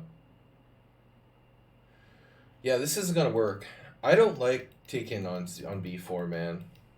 I don't like caving. You're caving. You should have just played knight f6 right away, or else play something solid. You caved, and now you need to be careful. Now, if you wanted to be combative, I guess you could try like d5 or something. You're lucky he didn't play e5. This is a weird move. This is not the Kopech Sicilian. I guess weird is not the right. It's just bad. You know, it's not weird. It's like the bishop d6 variation of the four knights, where you go bishop d6 and you go rook e8 and bishop back to f8 or whatever. But there's no time for that. I mean, black's just gonna go here, knight e5 maybe. All right, let's see. b5. No, maybe I'm wrong. Maybe I'm wrong. Maybe bishop d3 is not that stupid. Maybe Astrobate got caught playing knight c6 again when he shouldn't. Dude, you're just a sucker for knight c6. You're a sucker for getting your knights in trouble. This is actually, it's very possible this was a mistake.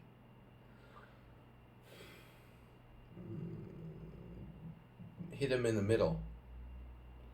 Hit him where it hurts, dude.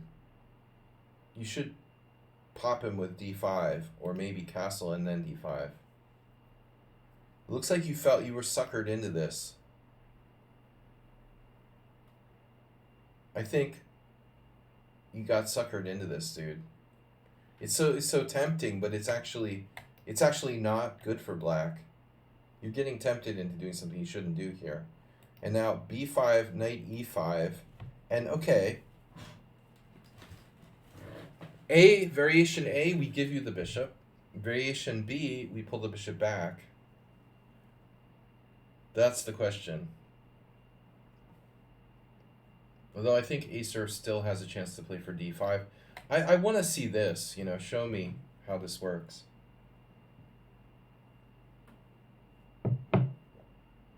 You're going to have to play d6 and pull your knight back to d7.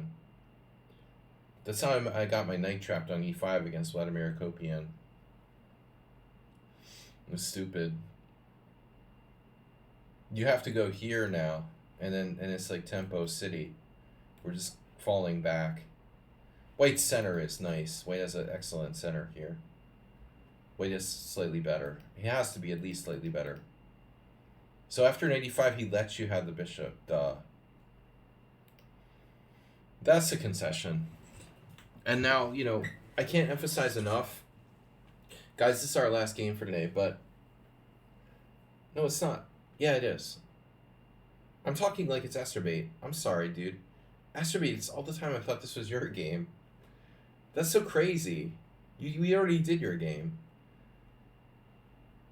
That's so funny. He played like you. Sensei actually played like you. That's why I started to think it was Astrobate. That's really funny. I really thought this was your game, dude. Your name is right there. And then I forgot we already did your game. We're on to Astrobate. On to Sensei. This is Astrobate's game. We're on to this game. Dude, you guys should get together because you play very similarly. Sensei's not here. He would have corrected me. Yeah, but the point is... I'm sorry, Astrobate, for associating you with this game wrongly. It's interesting, isn't it? Just one exchange of pieces is all it takes. And suddenly you're out of the woods.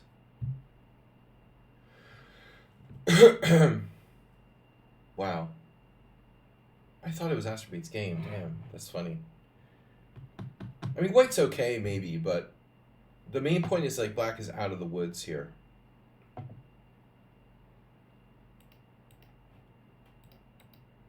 Yeah, it's bishop e2. Look at it. It's gotta be bishop e2, man. Come on. Bishop f1. If you let it go,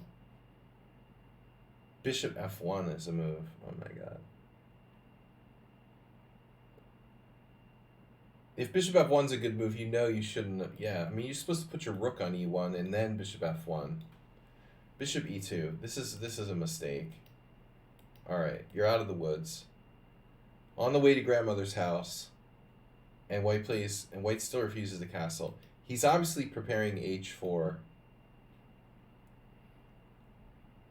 And so black has to think, all right, I don't really want to like trade my bishop for his bishop. So I think in a vacuum, it's tempting to play d5, but maybe it would be better just to chill, you know? Play this position more slowly. First of all, he is also threatening d5, though. Sort of. Not really. I don't know. I mean, b6 is a move to play bishop b7. d5 is a move. d6 is a move just waiting. I think that they're all okay. But then white takes with the knight. I mean, this is ridiculous.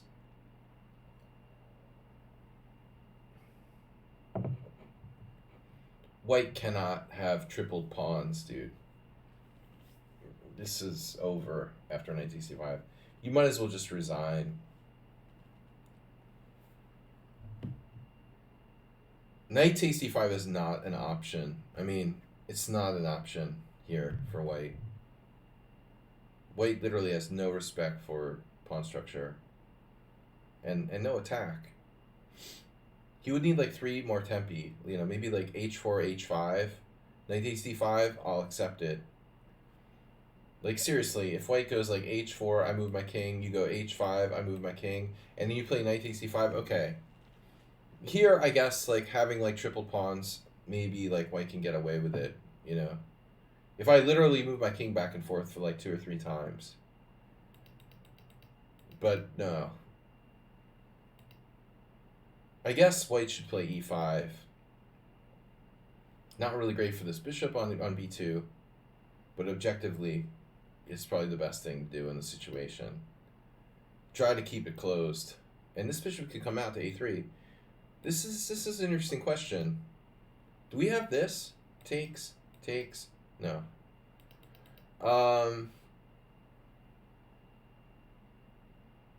White's gonna play d4.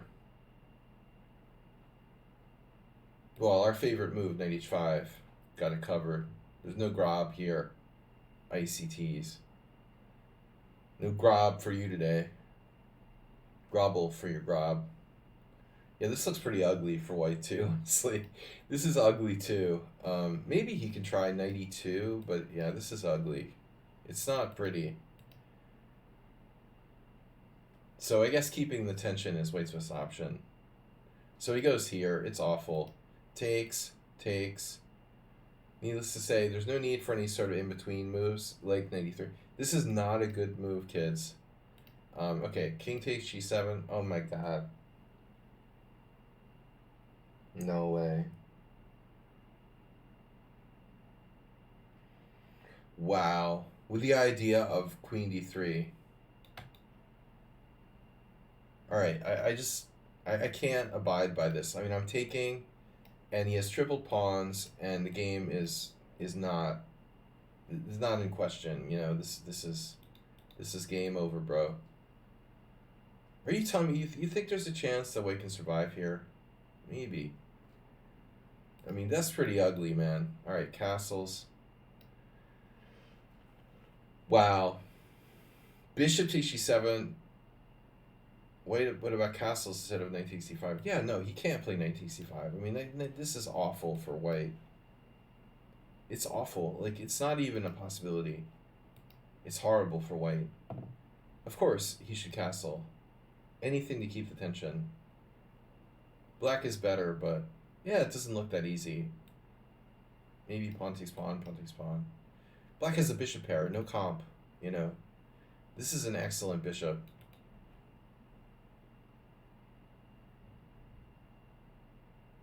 It's an excellent bishop for black.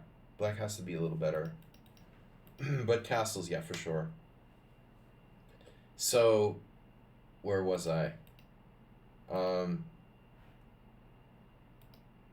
Guys, don't forget to support the stream and subscribe, by the way. I haven't been advertising much tonight. Too tired. This is an abomination, But okay, it's cute. You know, I mean, I'll give you credit for being cute. The one thing I was joking is like, don't play knight e3. This is not an in between move. This is an in between move, ironically, with the tricky idea of queen takes d3 and knight takes g2 mate.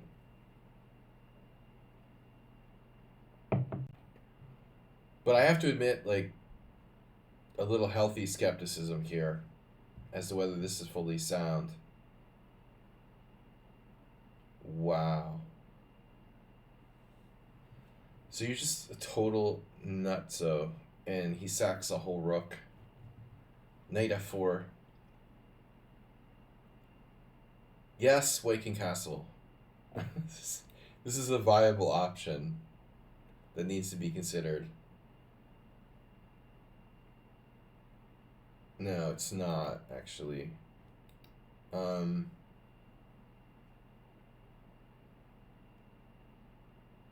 Bishop h6.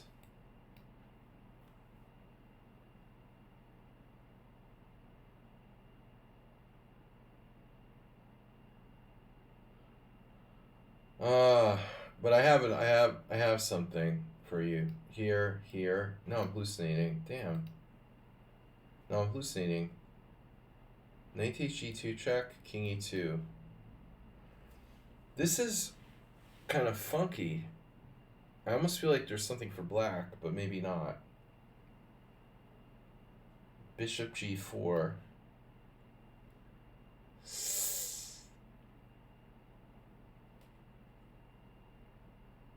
That's interesting.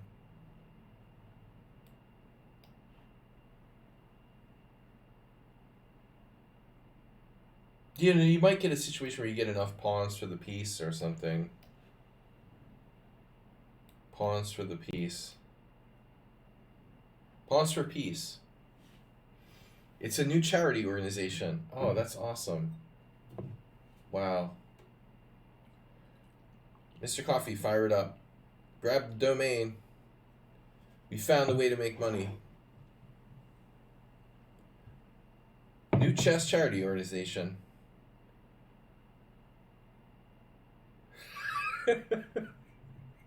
You misspelled peace. No, it's peace, like Peasce. Pawns for peace.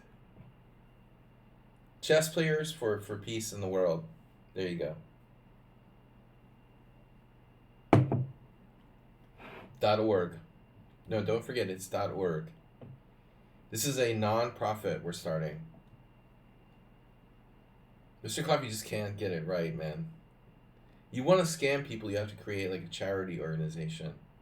It's got to be .org. Pawnsforpeace.org. So what happened in the game? Bishop takes g7. No, I like your idea of bishop h6. That's pretty cool. Knight f4 was really nutty. It's the best move. Wow. So you're right. Yeah, but what are we talking about, actually? He has knight takes d3 check. I don't understand what we're talking about. Wait, why are we suggesting bishop h6? Okay, it was just it was throwing something out there. Well, knight f4 is actually sound.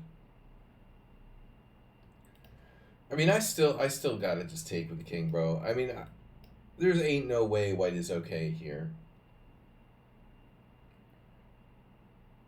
That's funny though. Your variation is even playable, even if it's crazy. Pawnsforpeace.org. Chess players supporting peace throughout the world. I'm gonna ask Sergei Karyakin to be our spokesperson.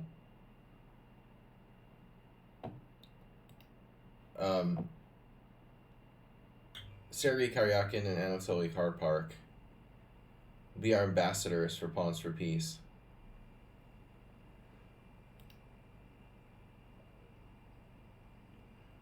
All money for Pawns for Peace will go toward relocating Ukrainian orphans in Russia and Belarus. Okay, but seriously, So you played knight f4. This is nice. Crazy. And then white was too greedy now. What is white to do? Yeah, I want a castle. Man, knight f4. You got to take the rook, right? Takes the rook. All right, here we go. We takes the rook. It's only an exchange sack. Yeah, it's only an exchange sack. BFD. Plus, we have a really nasty build-up here. But you took on G. I expected this.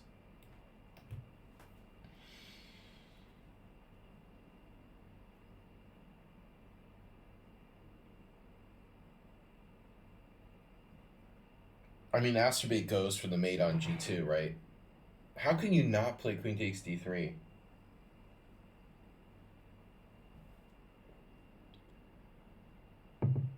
That's insane. What does white even do after that? ICTs is definitely going to play queen D3. I mean, you guys, the threat is stronger than the execution. White is knight h4, triplet slam, and rook g1, which is just like a standard like double slam. This looks really grim. You know what's funny? Like after rook g1, you have queen takes e4 check, king f1. This is a funny variation. Rook g1, queen takes e4 check, king here, queen check, and now we have the option to draw or play for the win. But I assume that black is better. It should be winning for black by force, but I'm reluctant to turn on the engine because I don't want to. Mirko. The Meerkat Manor. Do you have a channel on the Animal Planet? You have a channel on Animal Planet. I remember that. Meerkat Manor. Dude, how's your car? Subbing from Vienna. How's your cars? Meerkat got his cars hit by ice balls. It didn't look good, man.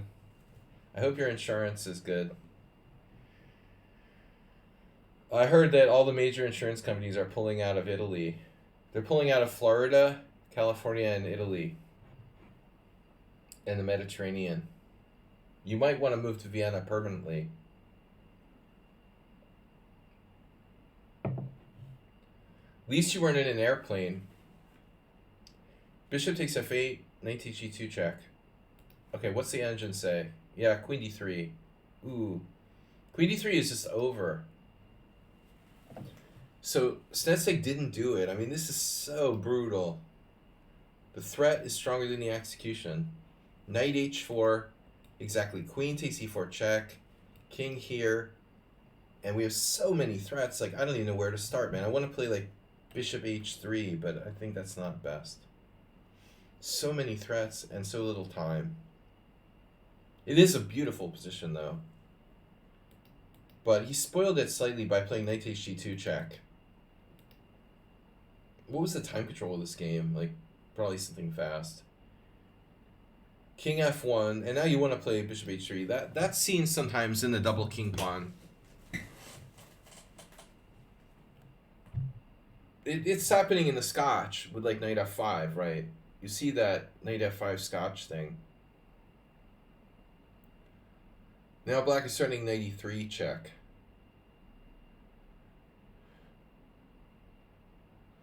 I mean, I would assume that it's not completely over. Couldn't you play like queen b3?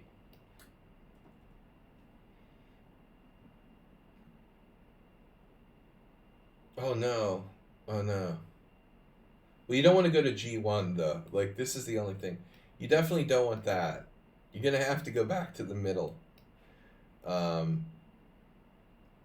White is gonna have to go back to the middle there. And like, I think it's important to recognize what ICT says. At the end of the day, this is an exchange sack. So like, it's over. I mean, basically white's king is just like strafed in the middle of the board, no coordination, weaknesses. Even if I just like take back the bishop, probably black is like objectively massively better. Because like look at white's pawns, it's just a shambles, and no coordination. The king is open. It would take a miracle to survive with white. Okay, king g1, queen takes e3 now. But Mirko, thanks for subscribing. Good to see you. You, like everyone else I know who's an amateur chess player, needs to play more chess. You know what's really funny, by the way? I mean, I don't know if it's the same. Are you getting the same weather in Vienna? Oh, the mechanics are full for a year. Jesus. It's good for them. Wow.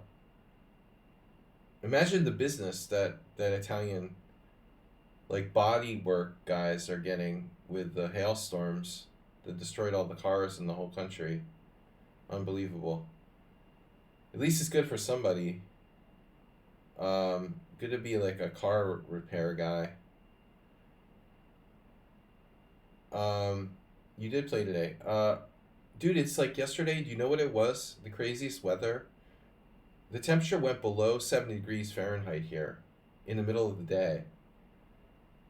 It's insane. I mean, it's like July 26th. It was 60. At some point, it was like 67 degrees. I went outside. It was like I needed to put like a sweater on. It's the most insane shit ever.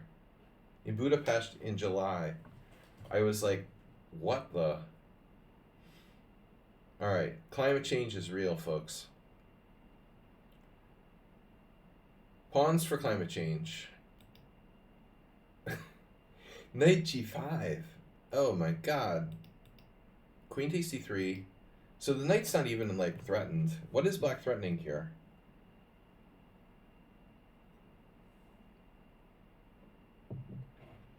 Knight f4.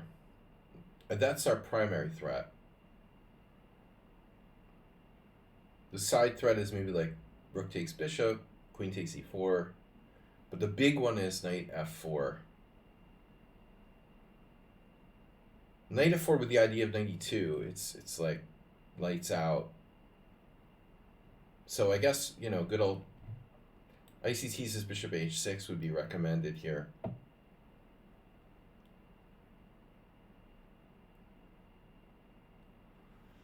Vienna, you should be able to find some chess. And in fact, one of our viewers, if you ever see him, Husky, I believe lives in Vienna. He's quite a good player, and he does play in leagues there. So if you see Husky on the stream here, you should definitely contact him. I don't have other contacts in Vienna, even though it's very close.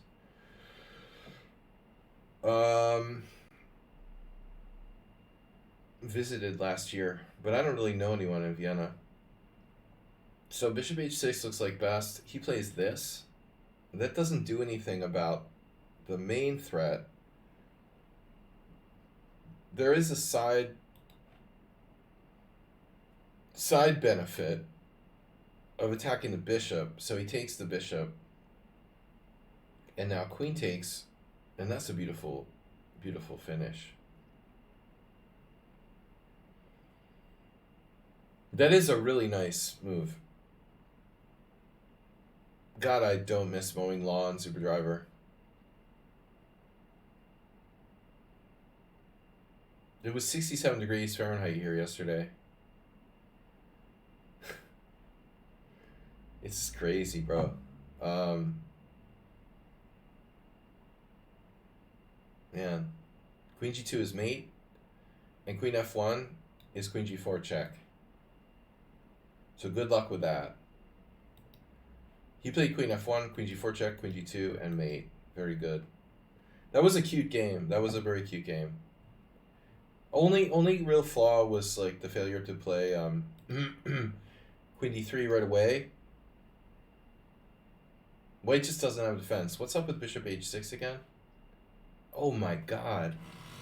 This is the best move of all time.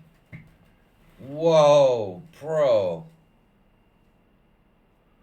That's got to be the best move of all time. Maybe the best move I ever saw, like on my stream. Knight e1. That's a great puzzle right there. It's the only winning move for black. I totally missed it. I would see it 1 in 3 times in a tournament game. I'm probably missing this in a tournament game.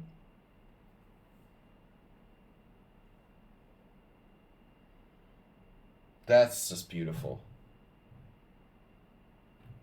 Even Uber driver wouldn't find that with his nose for cheapos. Knight e1.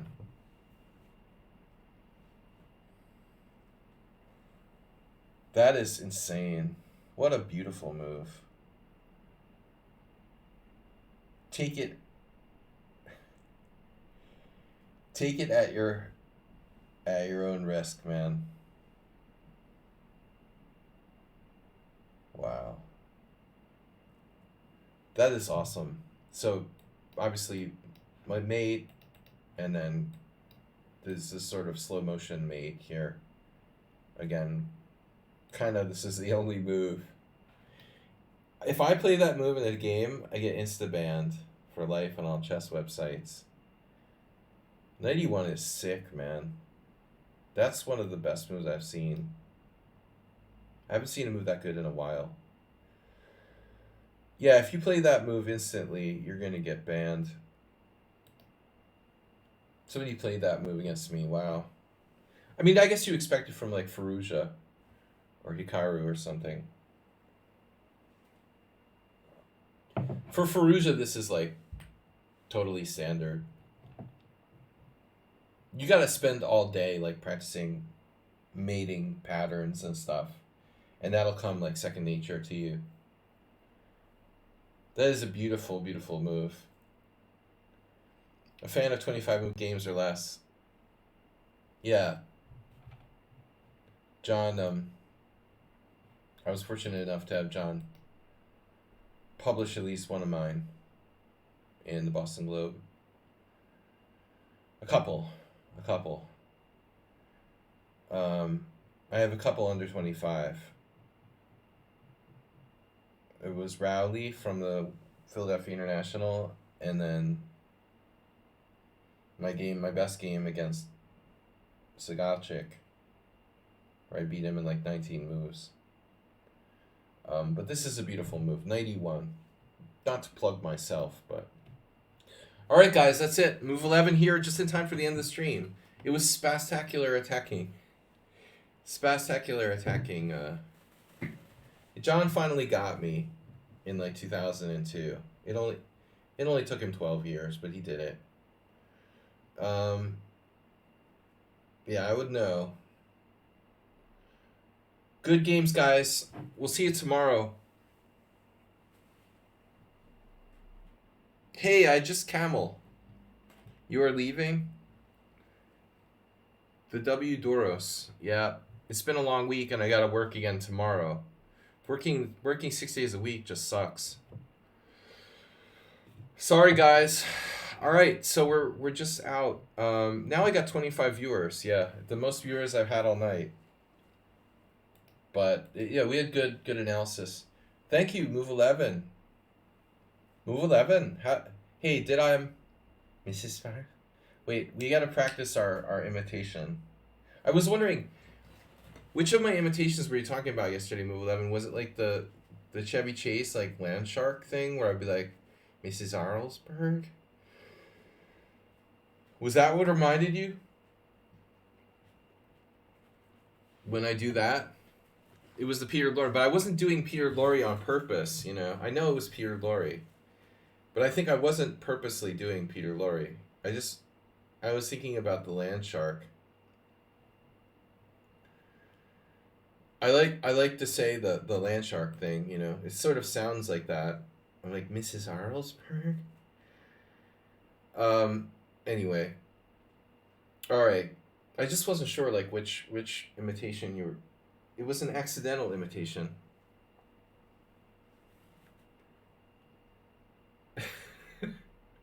I do my best. I do my best imitations accidentally. Um. Anyway, guys, I think tomorrow we're gonna take a risk and try to stream on that other site, kick.com. We need to get a few more followers over there. But Fridays generally have been a little bit more well attended. Um, so tomorrow let's do kick.com/Slagy. Tomorrow and Sunday we'll do a couple streams on Twitch, and then a couple streams Friday and Sunday on kick.com/Slagy. If you guys haven't followed and you just tuned in, please do check out my kick stream. So it's kick.com/Slagy. That's KICK. And follow over there. It's free. It's for me. What else do you need to know? Thanks, everybody. Have a good night, guys. Thanks for tuning in. And interesting games today. Bye-bye. Thanks, Mr. Coffee. Thanks, everybody.